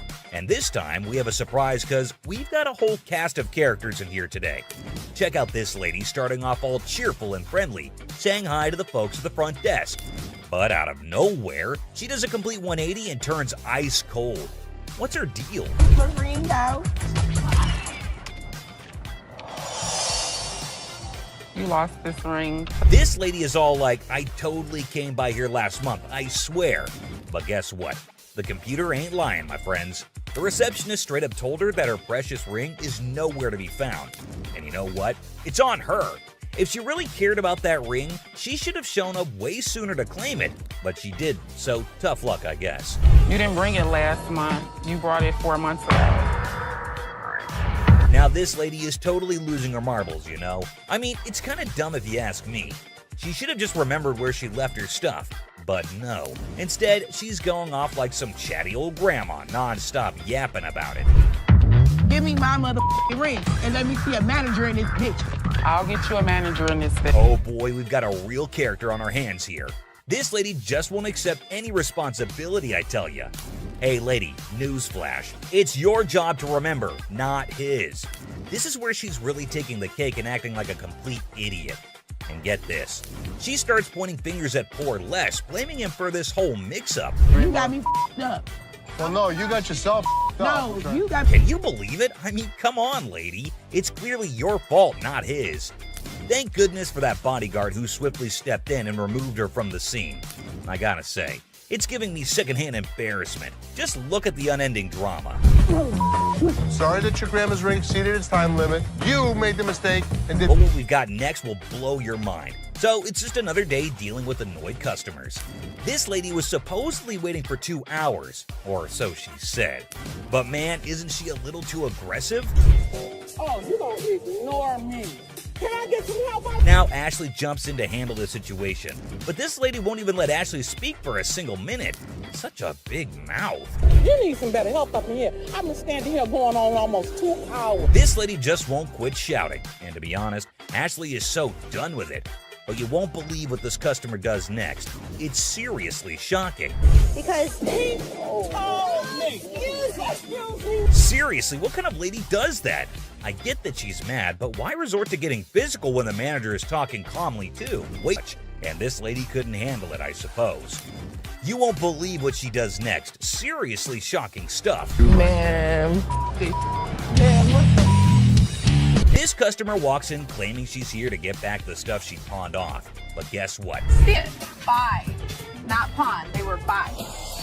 Turns out she didn't pawn anything. She straight up sold it off. Man, this lady is clueless. She doesn't have her ticket and she expects someone to help her out? Seth tries to intervene, but it's pointless because this woman just can't grasp the fact that without the ticket, there's nothing anyone can do. If you bring me the ticket, I'll be more than happy to take care of it for you. I need my. Show me the ticket. I don't have my ticket. Now she's all paranoid, thinking people are trying to deceive her, and she's planning to take matters into her own hands. Uh-oh, that can't end well. At this point, it's best to just walk away, lady. Phone call. I'll be up here to handle y'all, mother. Who you having? This lady is refusing to leave until her brother shows up to give the pawn shop owners a beating. How messed up is that? Seriously, this woman needs to just shut up. Better be ready. For what? Because my brother's gonna come up here and handle you. And there you have it, ladies and gentlemen. These were just a few of the characters who made it onto our Idiot of the Day list. Customer flirting. Imagine you're ready to pawn that chain, right? How about using your charm to score a sweeter deal? Remember Ashley? She had a customer smitten with a better offer. You're the first person I met when I first come here to this pawn shop. Yesterday, I come up here and I got my chain out. Now I got to pawn it again. How much you have it in pawn for before? Oh, I had it on 120. I was going to pawn it for 200. Do you want to take a look at it? Yeah. Just wait, my friend. What's the plan here? You and Ashley? Do you like BFFs? Now, from where this unconditional love stems, suspicion might be knocking at your door. I can't find her name in the system. You sure can keep a woman waiting. Well, here's the thing. I don't even see you in my system. So you lied to me?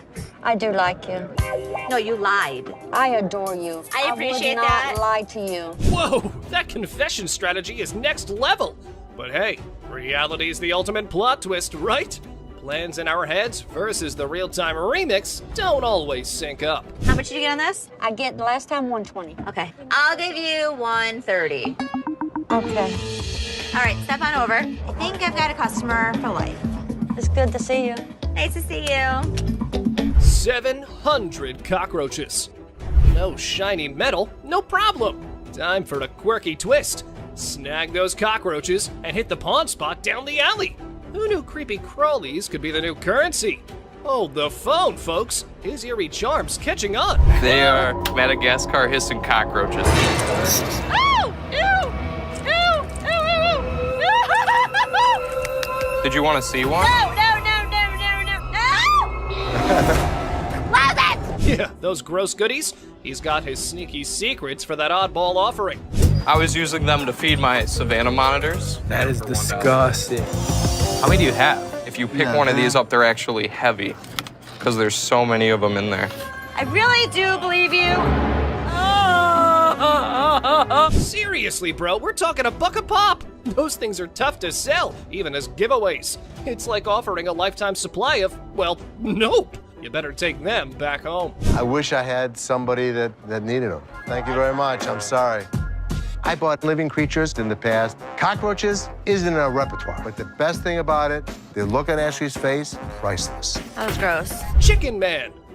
Alrighty, folks, we've got the Rocket Man on our radar. But hold on to your feathers, because here comes the Chicken Man on a mystery hunt while eating chicken in the pawn shop. That's ironic. You hungry? No, not that. I got this for free. I work there, you know what I'm saying? Do you? Yeah, let me show you. Feel free to lay your chicken on the counter. All right, look, this is what I do. I say I got chicken and finger sucking. Come for a plucking. Looks like we've cracked the age-old riddle. Why'd the chicken cross the road? Well, to get a pawn shop watch, of course. But hey, buddy, you're not pulling a poultry prank now, are you? He's eating chicken while he's talking to me. Oh, all right, look, everything I'm getting right here. You're spitting chicken on the counter. That's for you, man. Can I see that right there? Sure. You see it? How much this cost? $1,200. $1,200. Check out Mr. Chicken over here. He's likely on a goof-off mission. However, Seth seems to be pretty annoyed. Oh, here's how he neutralized the chicken threat. Are you seriously gonna buy something, or are you just... You ain't even let me see. Dude, now you're bothering me. In a second, Byron's about to choke a chicken. Oh, choke a chicken? He's about to. All right, look. Make a deal. Byron, want a piece of chicken? You touching chicken? Come on, man, let's go. And you know what? You ain't got to touch me. Angry mom. Sell that name. $45. This chat game with Seth could ruffle more scratches than a ticklish itch. So I can get you $45. It's a masterclass in manners. Let's dial up an apology for his bad language. Minute Paint.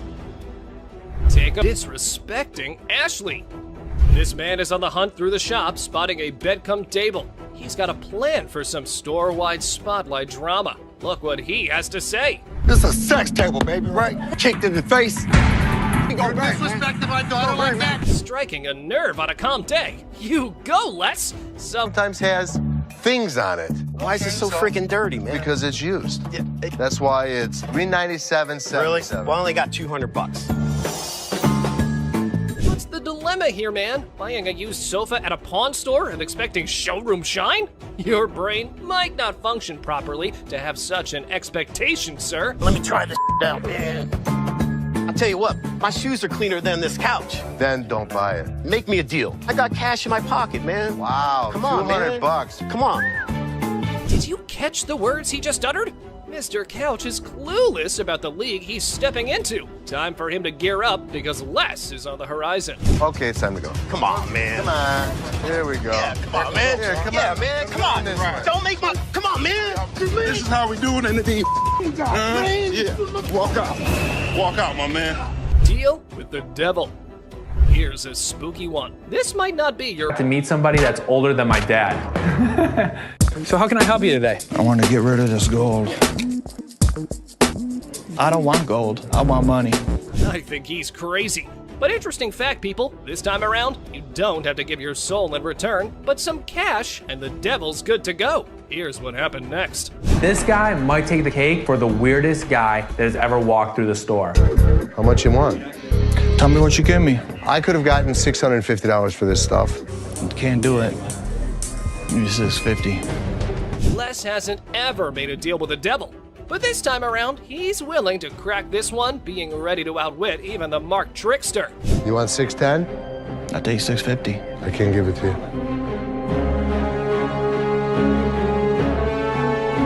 I guess we don't have a deal. I'm sure you're curious about what happened, so let's not waste any time and jump right into it. So this customer walks into the pawn shop looking visibly upset. As usual, Ashley greets him and asks how he's doing. Turns out he's not doing well at all. Here's the reason why. I'm not doing so good. No? My grandma just passed. I'm sorry. I was like, It's really sad to hear about it. Now, he brings along I look like Ponder my TV. He starts getting rude with Ashley. You got me up. No, let's go. Man, let me go. Let me go, man. Just when he thought everything had settled down, the customer goes ahead and threatens Ashley, saying he'll come back to get her.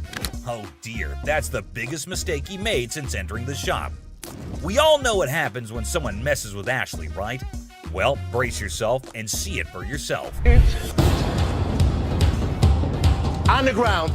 On the ground. On the ground. Dang, the customer was literally scared for his life. Next up, it was just another normal day at this famous pawn shop called American Jewelry and Loan, located right in the heart of Detroit, USA. He comes in with his Xbox and immediately tells Les that he needs to get as much money as he possibly can for it. Like, obviously, that is clearly what everyone is here for at the pawn shop. He knew that they probably get a lot of Xboxes anyway, so that does not set him apart from the rest of the regular customers. When Les asked what he needed it for, this guy had quite a story to tell. And it is definitely a full-fledged roller coaster. He reveals that he needs as much cash as possible, and it is all for his girlfriend. Why store? When in fact, it was way cheaper here at the pawn store. Clearly, he did not understand the concept of it. Seth asked the guy where he usually went shopping, and when he said the mall, he asked the guy if that is where he got his earrings from. And get this, he paid $500 for it. Rhonda finally loses her cool and tells her son to keep quiet because it is her birthday, and she is allowed to pick out whatever she likes, and he definitely does not get any say in this. Seth comes to her defense too, and tells the son that it's her birthday and her money, so she gets to make her choice, only to discover that they're as fake as a $3 bill. And let me tell you, he is not a happy camper. The anger starts bubbling up inside him, and guess who bears the brunt of his frustration? Poor Seth, the pawn shop employee, gets hit with some seriously rude behavior. But here's the thing, folks, that employee was just doing their job. It's a classic case of drama and tension in the workplace. Buckle up, because we're about to witness the clash of these two titans in the crazy world of hardcore pawn. This time, Michael approached Ashley and tells her that he has a mink coat for her. She immediately asked him if he had brought it in before. He walks in and notices a table and immediately just announces to no one in particular that somebody needed to come to help him out with it. That's really not a nice way to ask. Jeez. Take a look at how he was behaving. He was being very crude, and Ashley notices his presence there very quickly, especially considering Leslie has reached his boiling point. He simply couldn't tolerate how this disrespectful dude was Brace yourselves, because things are about to get real intense real fast. Without hesitation, he grabs the guy by the knee. She's here to sell her TV and a ring, hoping to cash in a cool $800. Cheesy lines, awkward body language, and a whole lot of discomfort. It's like watching a car crash in slow motion. Get ready to flush your eyes with water after this one. Oh no, the cringe just keeps on coming. Like she was trying to break the cringe-o-meter. Who in their right mind thinks it's okay to make such inappropriate comments in a public place? It's beyond disturbing and down. Up next, this customer is yet another WTF, but on a whole new level. Do you go to class like this? Yeah. What do you say? Around them feel uncomfortably silent. He starts sharing some rather personal details. Talk about to the max. And the worst part, he knew it was being recorded.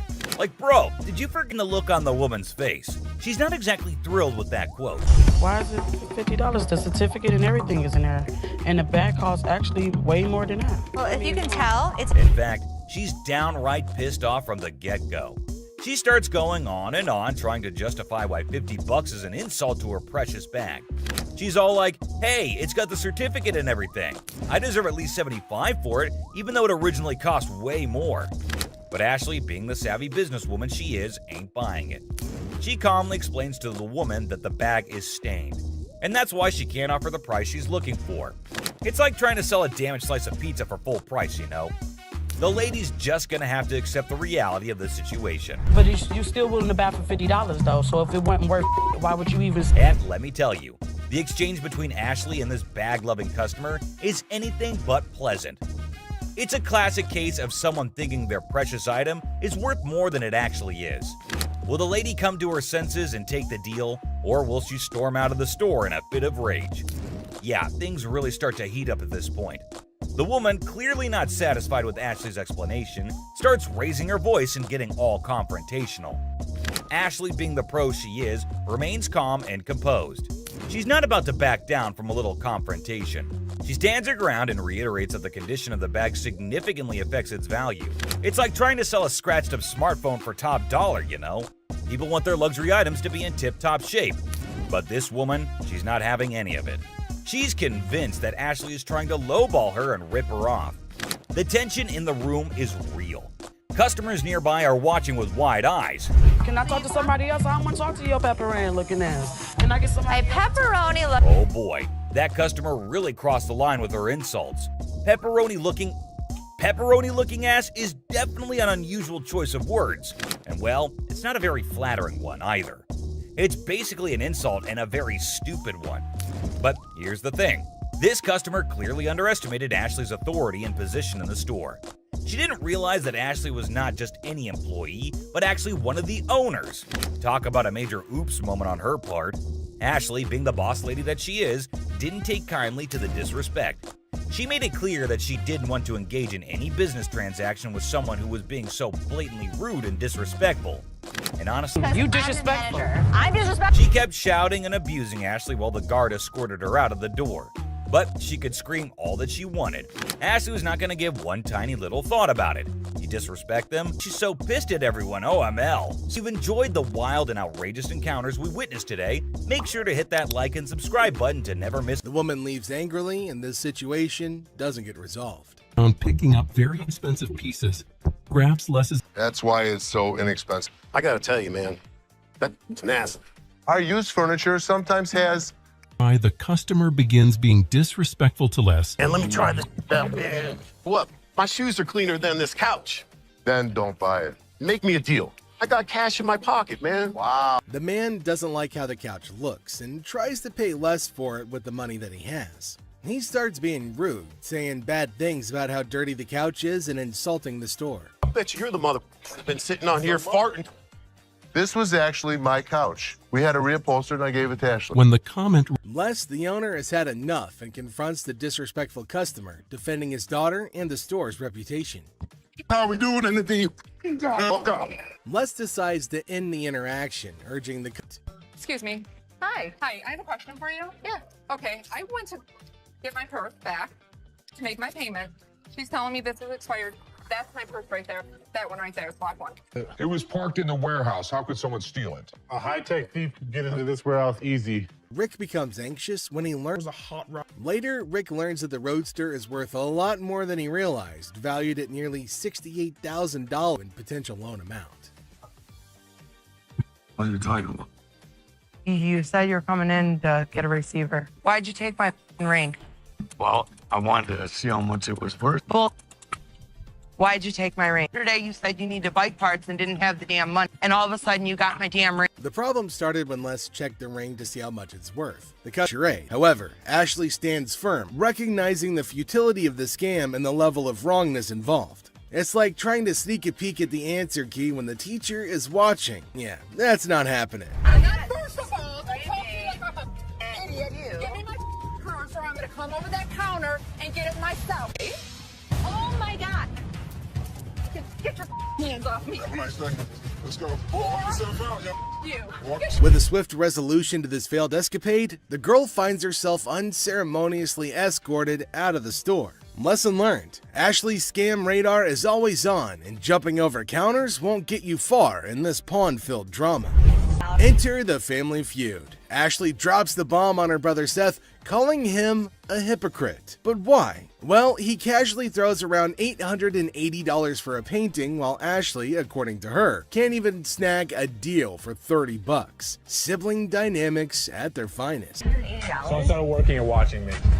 I was out there, and you bought something for $880 when you gave me such crap about that. The plot thickens as Ashley confronts Seth about the apparent double standards. She probes into the intricacies of spending $880, questioning how bad it could be. Seth, in classic sibling fashion, argues that his purchases are all about resale value, a concept he conveniently forgets when it comes to Ashley's shopping habits. According to him, he's the revenue guru. You are just a hypocrite. She was just being ridiculous. I just wanted her to stop talking. Ash, what do you want from me? Apologize to me. Apologize? Apologize because you're such a hypocrite. You know what, Ash? I'm sorry.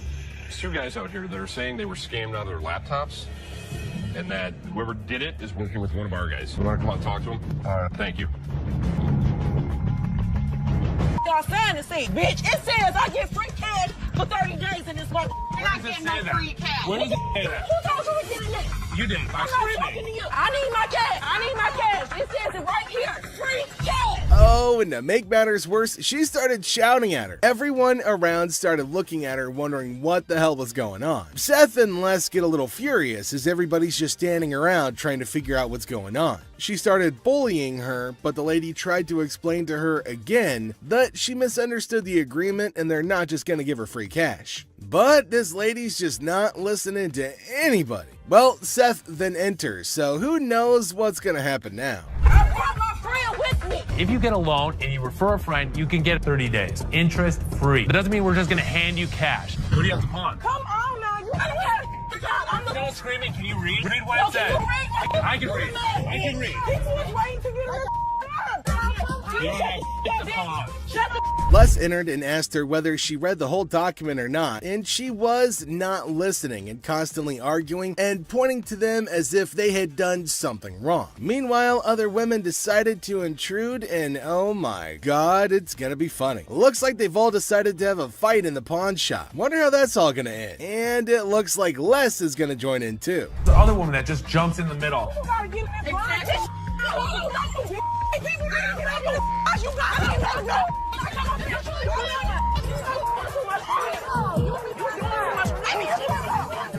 Leave me on the lawn, bitch! No, bitch! Leave me on the lawn, bitch! I'm from the way, bitch! All you need to do do is read.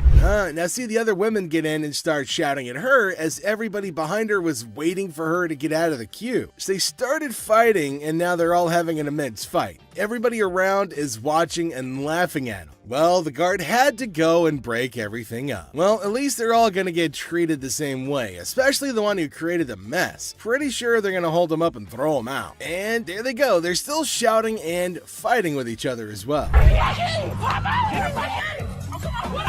They really wanted to go at it, so we let them go at it in the parking lot for a little minute. All I saw was ass cracks and elbows. They were sent outside and they started beating on each other, holding each other by their hair. Man, they beat the crap out of each other and people around them were just watching and waiting and having a curious but funny conversation about their nonsense. Talk about a hella cringe episode. It's Robert. Nice to meet you, Dennis. Yeah, I got an item here. You might be interested in. Okay, so there's a guy coming into the pawn shop with something in his hand, maybe a poster. But what's it for? He came to Seth and the other man and showed them this poster. Now it feels like they're interested in it and there might be a handsome deal between them. Detroit Lions players had signed. Did you drag it in? So during the flood, I seen it down there, and that's when I pulled it out. She went down there and she supported these people, and while she was walking the picket line, she would have gathered signature. You got Williams over here. That's what, Steve Farkas? This is the first time a guy actually brought in, and I just got on the picket line because I'm on strike right now myself. We've been on strike for almost 3 months now. $1,000. He started describing the poster that's mainly about the protest of people got some stains on it, and it's no doubt the same poster of historical strike, which made it worthy, but for him, it might make a lot of difference. I hate the condition of it. I understand that, and I gotta understand when it comes down to collectors, everything. The man explained that it's not about the worth that he's asking for, in terms of thousands of dollars, but it's also about the condition of the poster, and it's not in a very good one. The man is continuously arguing that it's got signs all store. She's retained me to represent her in regard to a ring. Okay. My client brought in a $10,000 ring here, and she wants to either collect the remaining money owed to her on the ring or get the ring back. She's got a receipt right here. This is a counterfeit ticket. He said that he came here for the ring, which they bought from these ladies for $10,000, but they didn't pay and gave them the receipt. Now, he put up the receipt and showed it to Les and accused them of cheating and stealing from the women and taking their expensive ring. But Les was cool and controlled his anger. Whoever produced this ticket didn't understand this is the amount of numbers that are here. Okay. Number 2 is state law mandates that we print the law in a 12-point font. Okay. This is much smaller. That is some bull.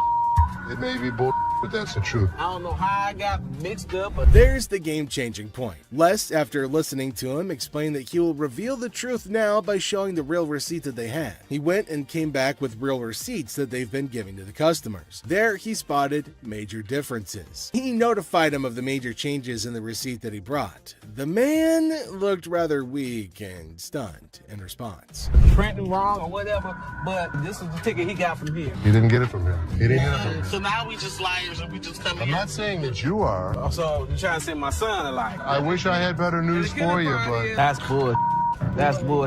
The numbers don't match up. The paper stock doesn't match up. This is a fake. Now you side with them. You're not representing us. If I don't get my ring or my money from them, how you gonna get paid? The attorney turned to the women, but oh my god, they're still accusing Les of having given them the wrong receipt and asking the attorney to take the money from Les. The man, being down on himself as you can see, argued with them. The man showed the evidence to the ladies and told them that they were having the wrong receipt, but they continued to argue. Ticket, how about that? No, I don't believe that the store gave you this ticket. Nah, well, I don't believe you a real attorney. We ain't got it right. Somebody better give me my money. He's my attorney. You, him, security. Have a nice day. Nah, you got me, bitch. Sorry, young man. The ladies started harassing both of them and started using personal attacks. They were all arguing amongst themselves. Pretty crazy. The attorney went back as he can't do anything for the ladies. How are you? I'm doing okay.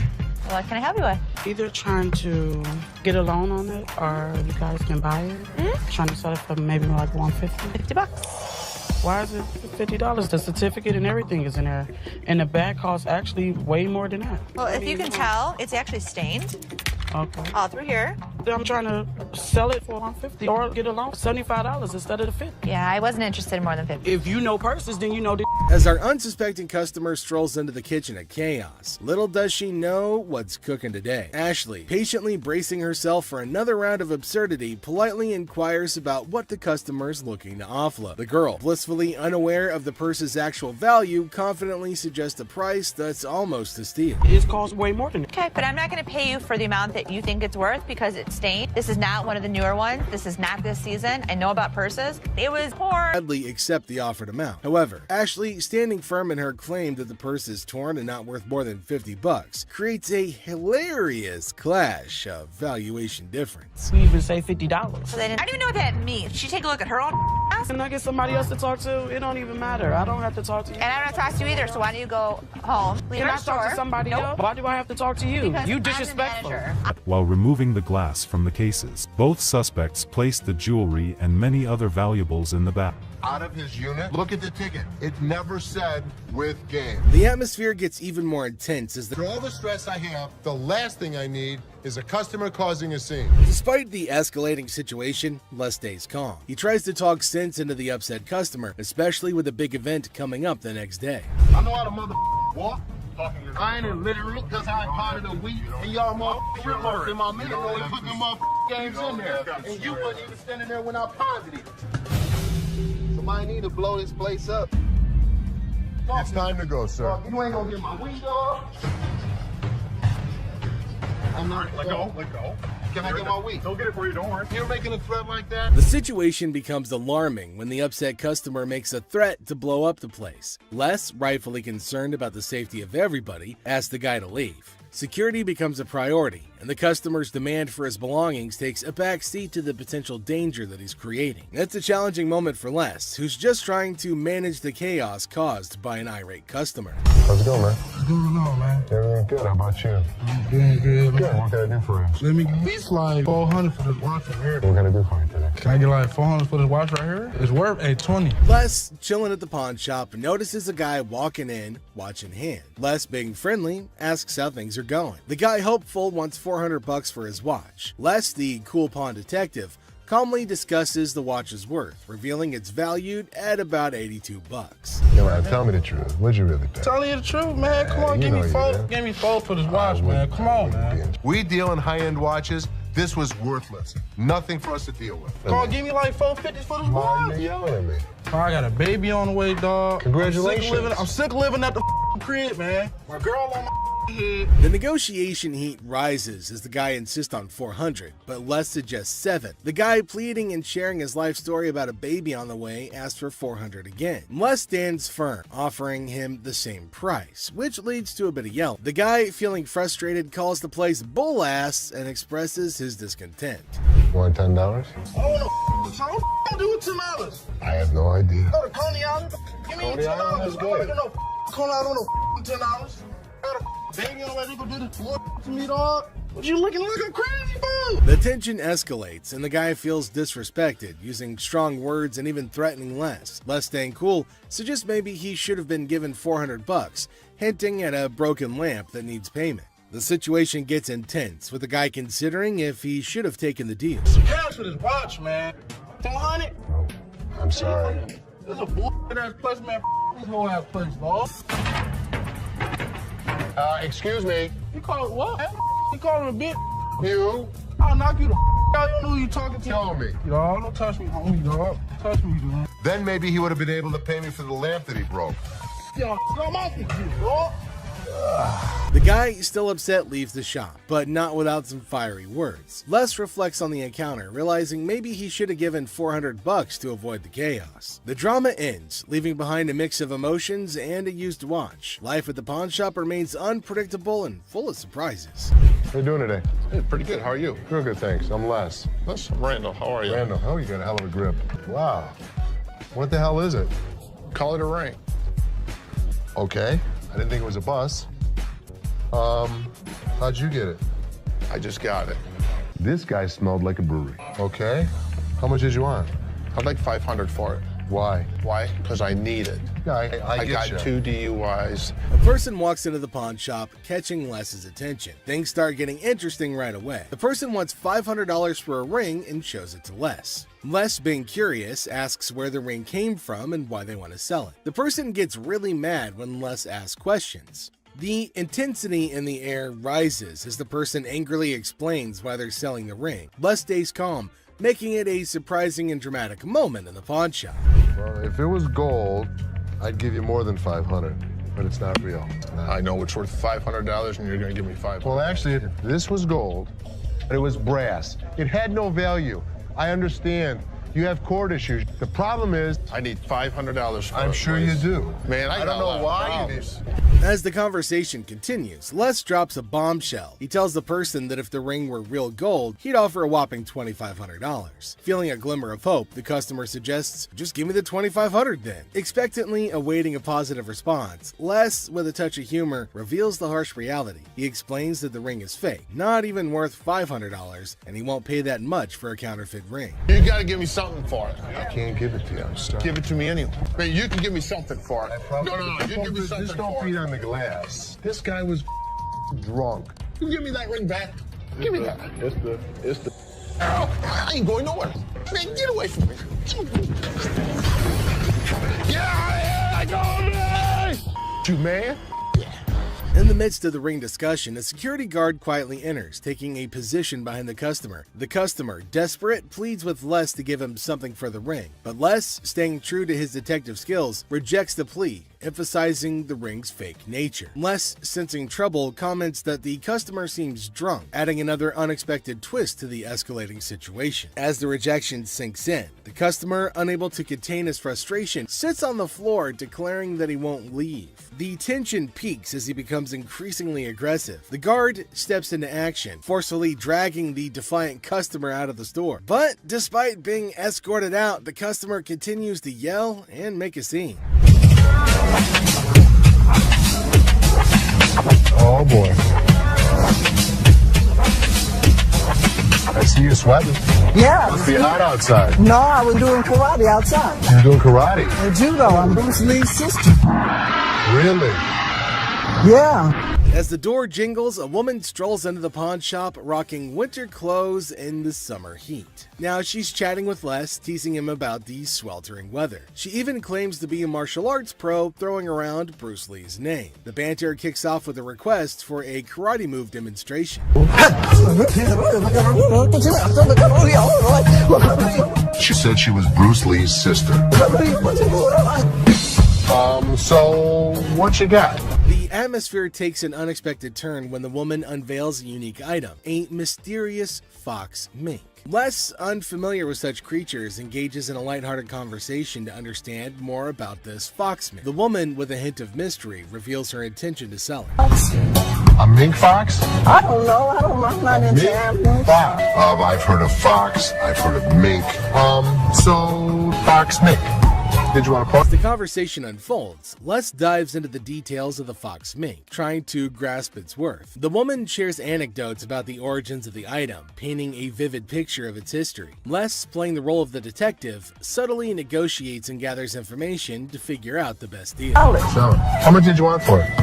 $50,000. The encounter concluded with the woman deciding to part ways with her fox mink. Les, using his seasoned charm, finalizes the deal.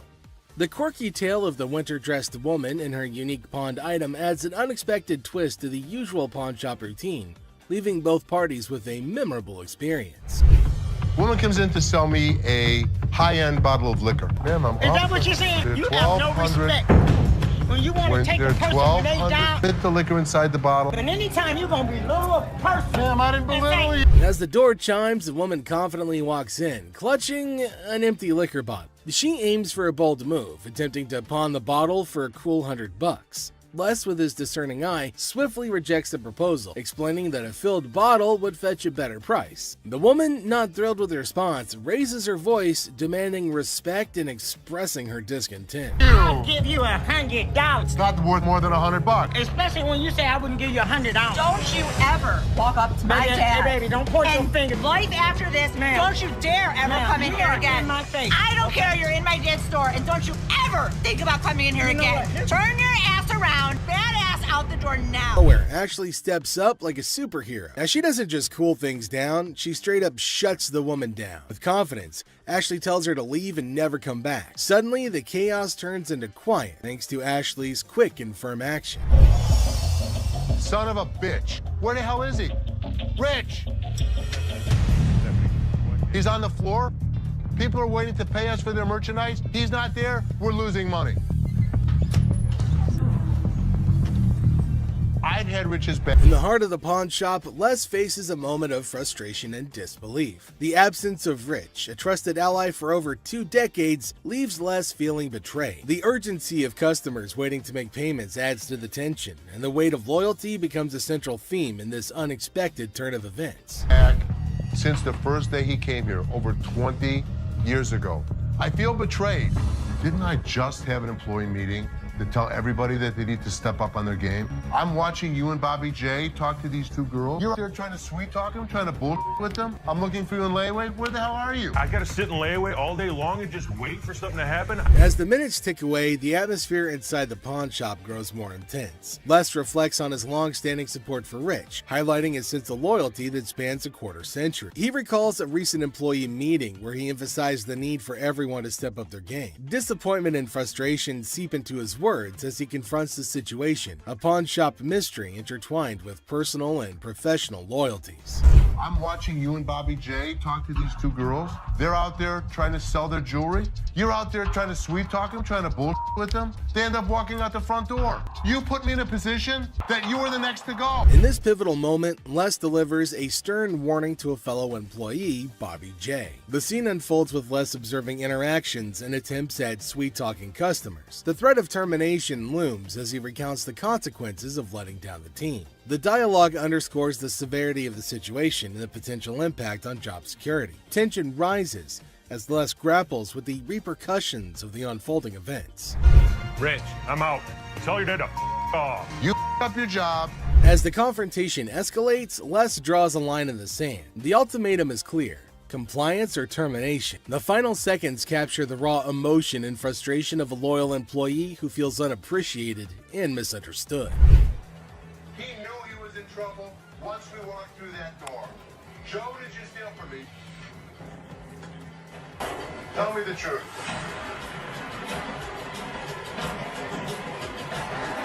Inside the pawn shop, a sense of trouble looms as the head of security, Joe, faces a difficult moment. The air is heavy with anticipation as accusations are laid out. In a tense exchange, the truth emerges when Joe admits to stealing. The weight of the admission sets the stage for the unraveling of a trusted employee's actions.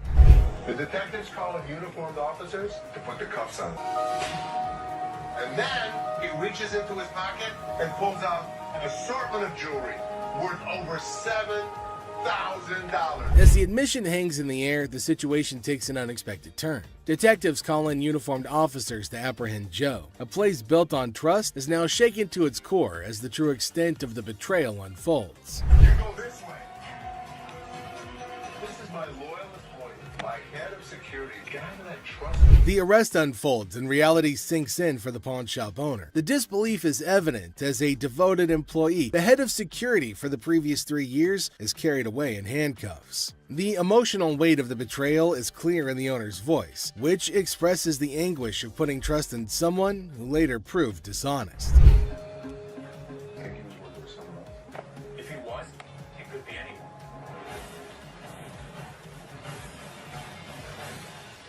As the scene unfolds, questions linger in the air. The owner ponders the possibility of Joe working with someone else, leaving the situation shrouded in uncertainty. The aftermath of the betrayal raises concerns about potential accomplices and adds another layer to the unfolding drama. The final seconds leave the audience in suspense, contemplating the true extent of the security guard's actions. Are you her customer or mine? I'm talking to you. Come on. This lady got so irate because she wanted to be next in line. She wanted to be first. She felt that she was the most important out of every customer. You're next in line, so I'm gonna be right with you. Okay, well, come on. It doesn't matter. What the are you? You're not the police. I can talk to whoever I want to talk to. What are you gonna do? You already know. In the opening scene, Ashley is at the counter with a lengthy line of customers. A sudden disruption occurs when a black woman attempts to cut in front of everybody else. Ashley confronts her, asking, "What are you doing?" The woman becomes upset, but Ashley firmly asserts, "You can't do that stuff here." Goodbye.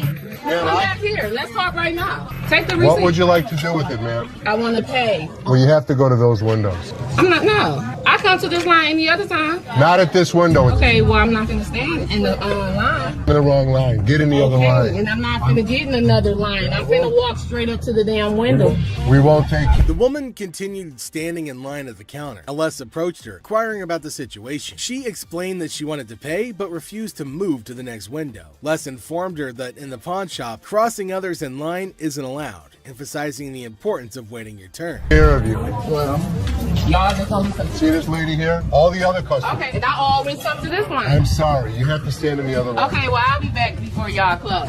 You can do whatever you want in this line. She can't. Can't wait your turn. We'll be back later.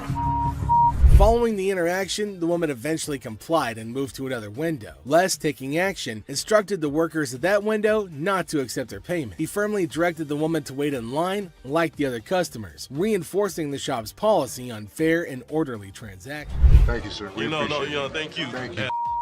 Thank you. Yeah, jackass. Take your Bitch. Take Yeah, that's you. and get it to You. Yeah, make me. We don't, Sir, we don't want please. this. You can take this stuff. Sir, And sir, put it where the listen. sun don't shine. Listen. I don't know what the problem was. As the interaction begins, the customer expresses gratitude, but the tone takes an unexpected turn. Tensions rise as the customer's language becomes confrontational. The shopkeeper, addressing the situation calmly, refuses to tolerate mistreatment. The dynamics shift from appreciation to conflict, showcasing the challenges of customer service in a brief yet intense moment. Came in here, tried to spend my money is what I did.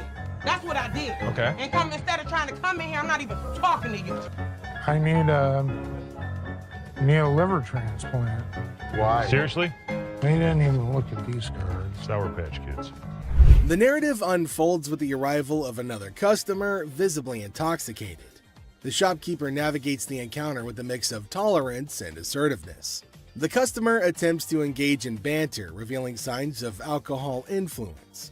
The shopkeeper, unswayed, maintains composure and subtly addresses the situation, highlighting the challenges of dealing with individuals under the influence. I'm not even out here trying to get this $30. Not paying on my. $50 for that. Jeff, take him out, please. Better not put it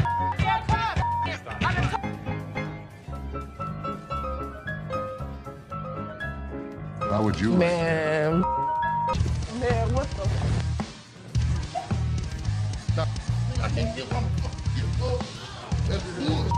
In this segment, a discussion ensues about cards and a potential liver transplant. The shopkeeper encounters a situation where the customer's intentions are unclear. Misunderstandings arise, and the shopkeeper skillfully navigates the conversation. The dialogue touches on humorous elements while portraying the complexity of communication in a retail setting. I might not make it in this stuff. What I told her. What, is it, ma'am? Is it? I don't know. You tell me. Man, come on, you the dude with the ponytail? The wife's racking my nuts on the telephone constantly. Just tie 2 earrings in your ears. Does it matter? Just take it off, put it with mine a little bit, let it get a little bit more weight to it, and go ahead and give me my money. Does that make sense? Right this way.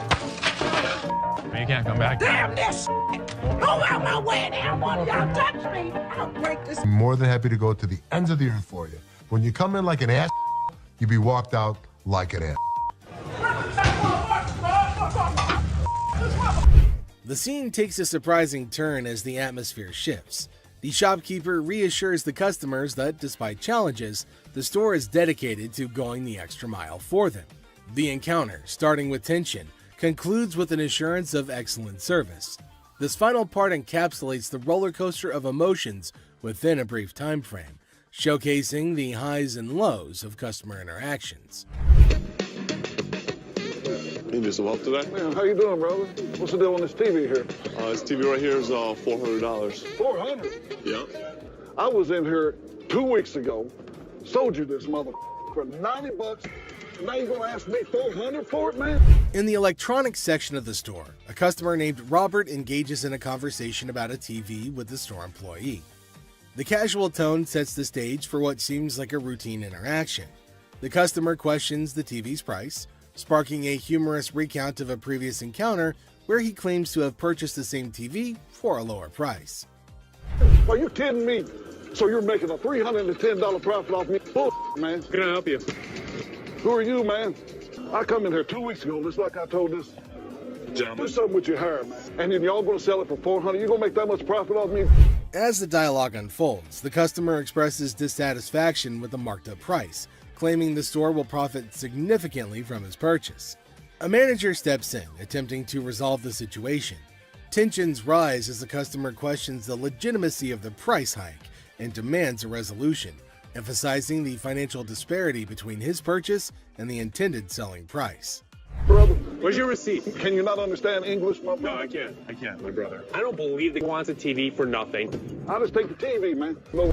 The customer threatens to take the TV and leave without making a purchase. The manager issues a stern warning, asserting that any attempt to take the TV without completing the transaction will result in immediate removal from the store. The confrontation takes an assertive turn, with both parties standing their ground. Once I get this TV, man, get above me. Man, get off me.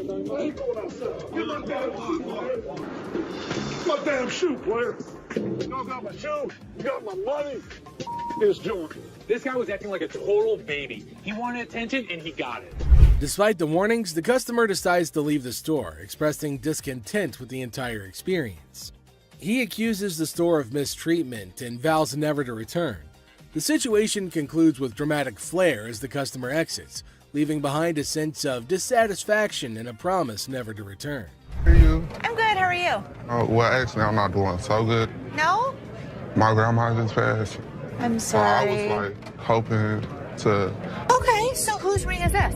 My grandma's. Oh. So you want to just pawn it, right? Because you want to be able to get it back? Yeah. Okay. Do you have anything else? It's not real. What you mean it's not real? It's not real gold.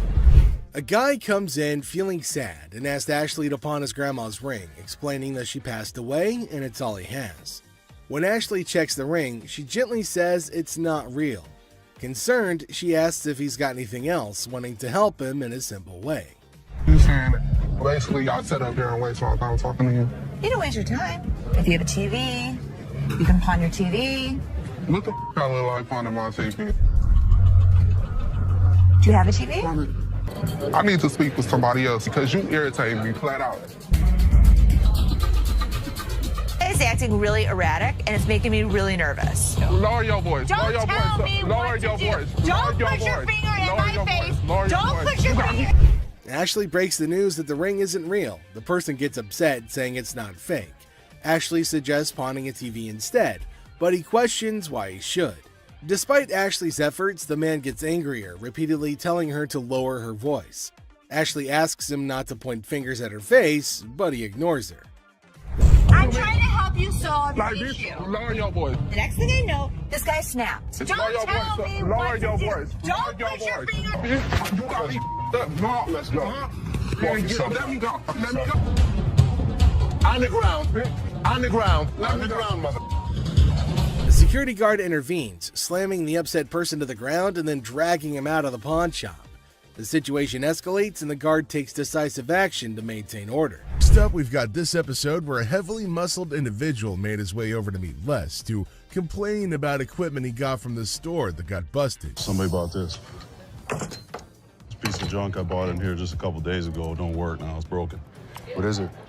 Little ab lounger I bought here, man. Workout. In the midst of the pawn shop's hustle, a burly customer approaches Les with a complaint. He's upset about a busted piece of exercise equipment, an AV lounger purchased just days ago. Les, sticking to the store policy, explains that they can only provide an exchange, not a cash refund. Tensions rise as the customer vehemently rejects the idea of an exchange, demanding his money back. They can only hand over another item in place of the faulty one. If you had the receipt, I could give you an exchange. I could give you something. I don't want an exchange because it's probably going to be some again. How about you just get my money?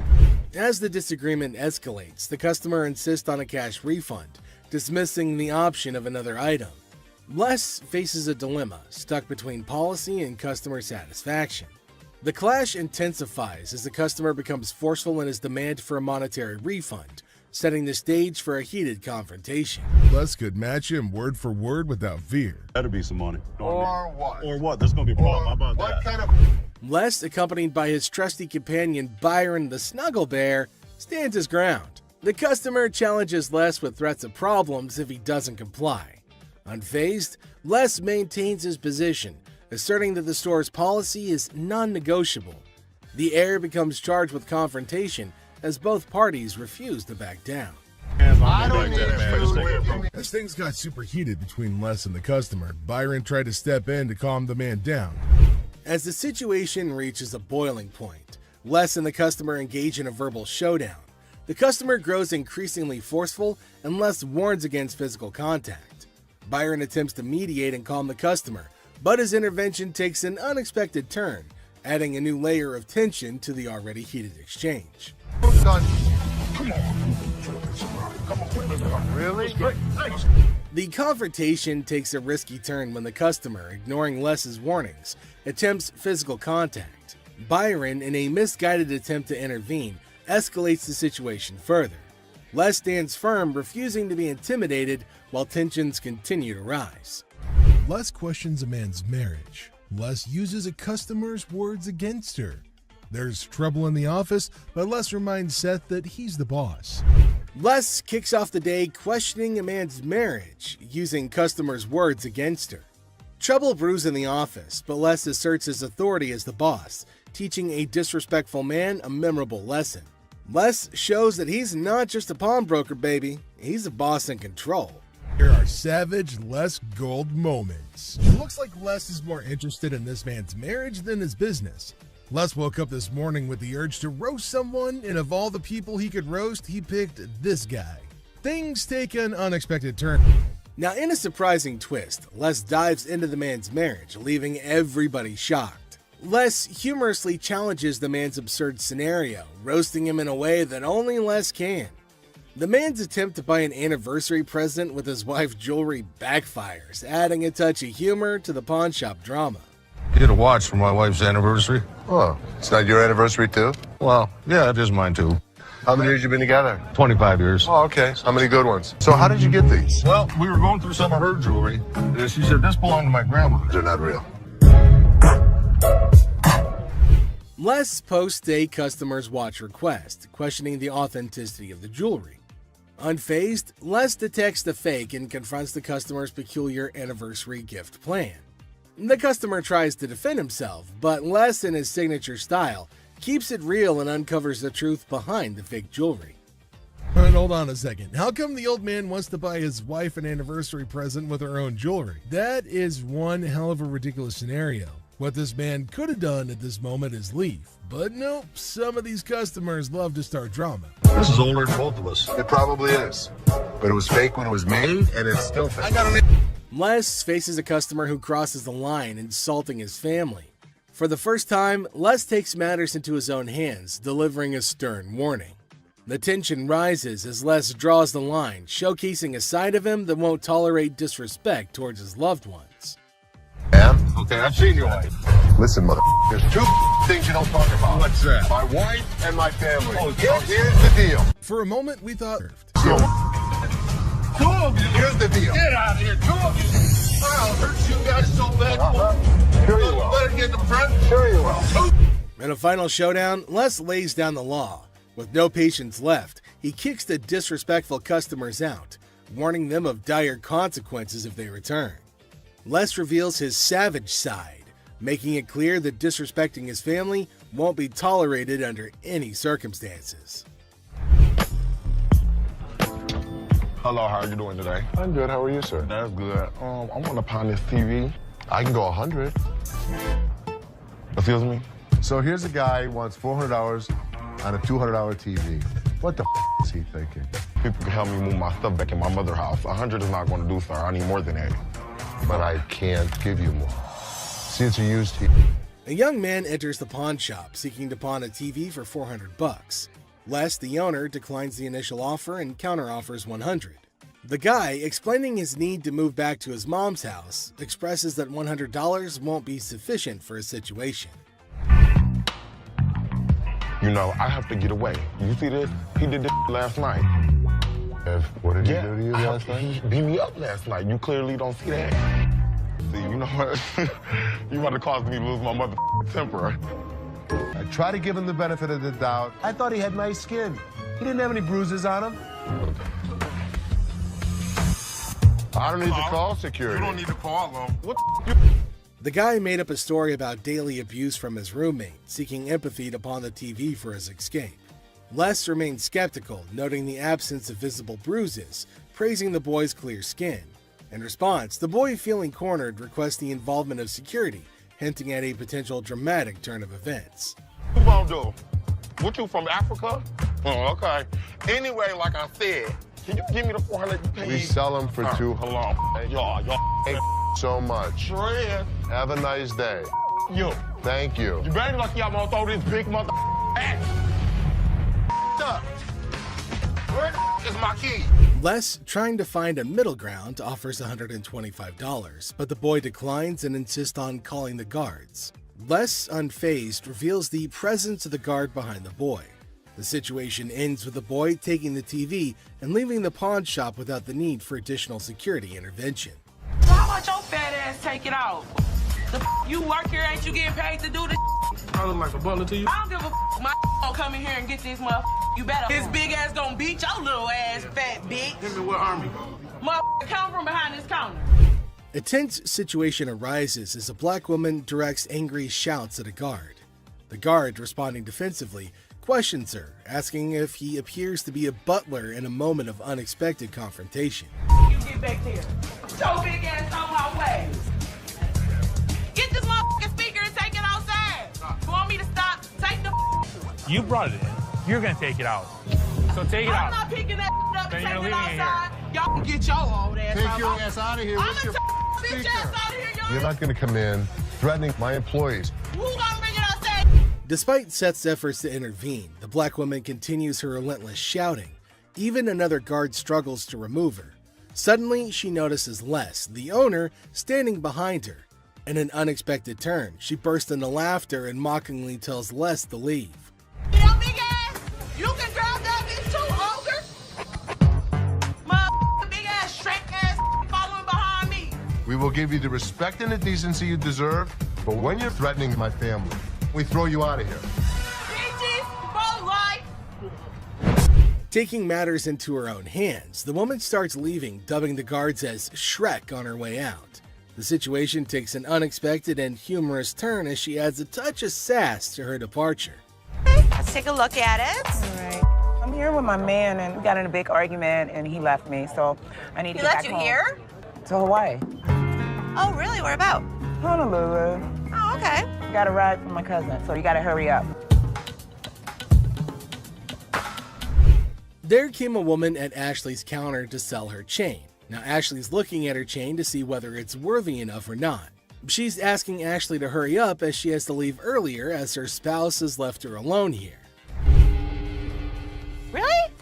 Okay. How much did you need? I was just trying to not this for you to be nice, but $600. What up with that? I got this from one of my aunts in Africa. This is $600. Oh, do you know what it is? It's actually a Tahitian pearl. No, this is from Africa. This is an African pearl. Ashley asked her how much she wanted for her jewelry. Now the woman said $600, which is a lot more than Ashley was willing to spend, since Ashley said that it's not an African stone, but the woman was arguing that it was. 600.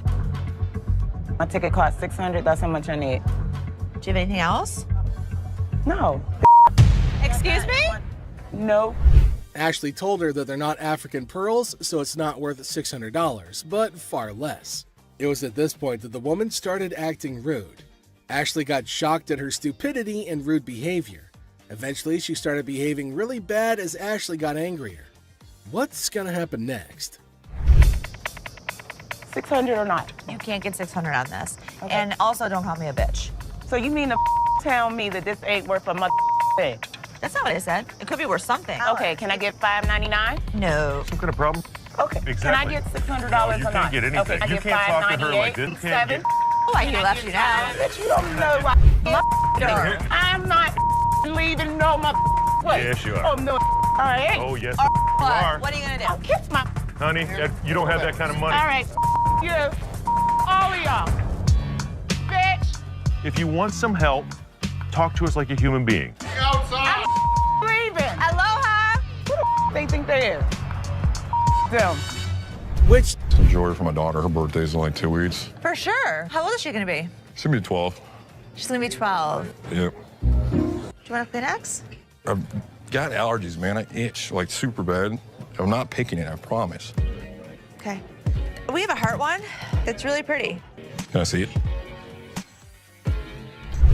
there came a man to Ashley asking for something to buy for his daughter. Now, he inferred that she's about 12 years old and he wants something interesting for her. But he's constantly picking his nose, which was making Ashley cringe.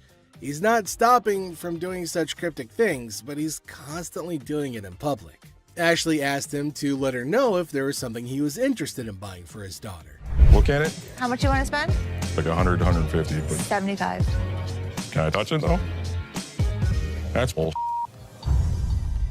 I was charging him like $75 on this watch just to give him a deal so he didn't have to touch it with his snotty hands. Can I see the sanitizer for a second?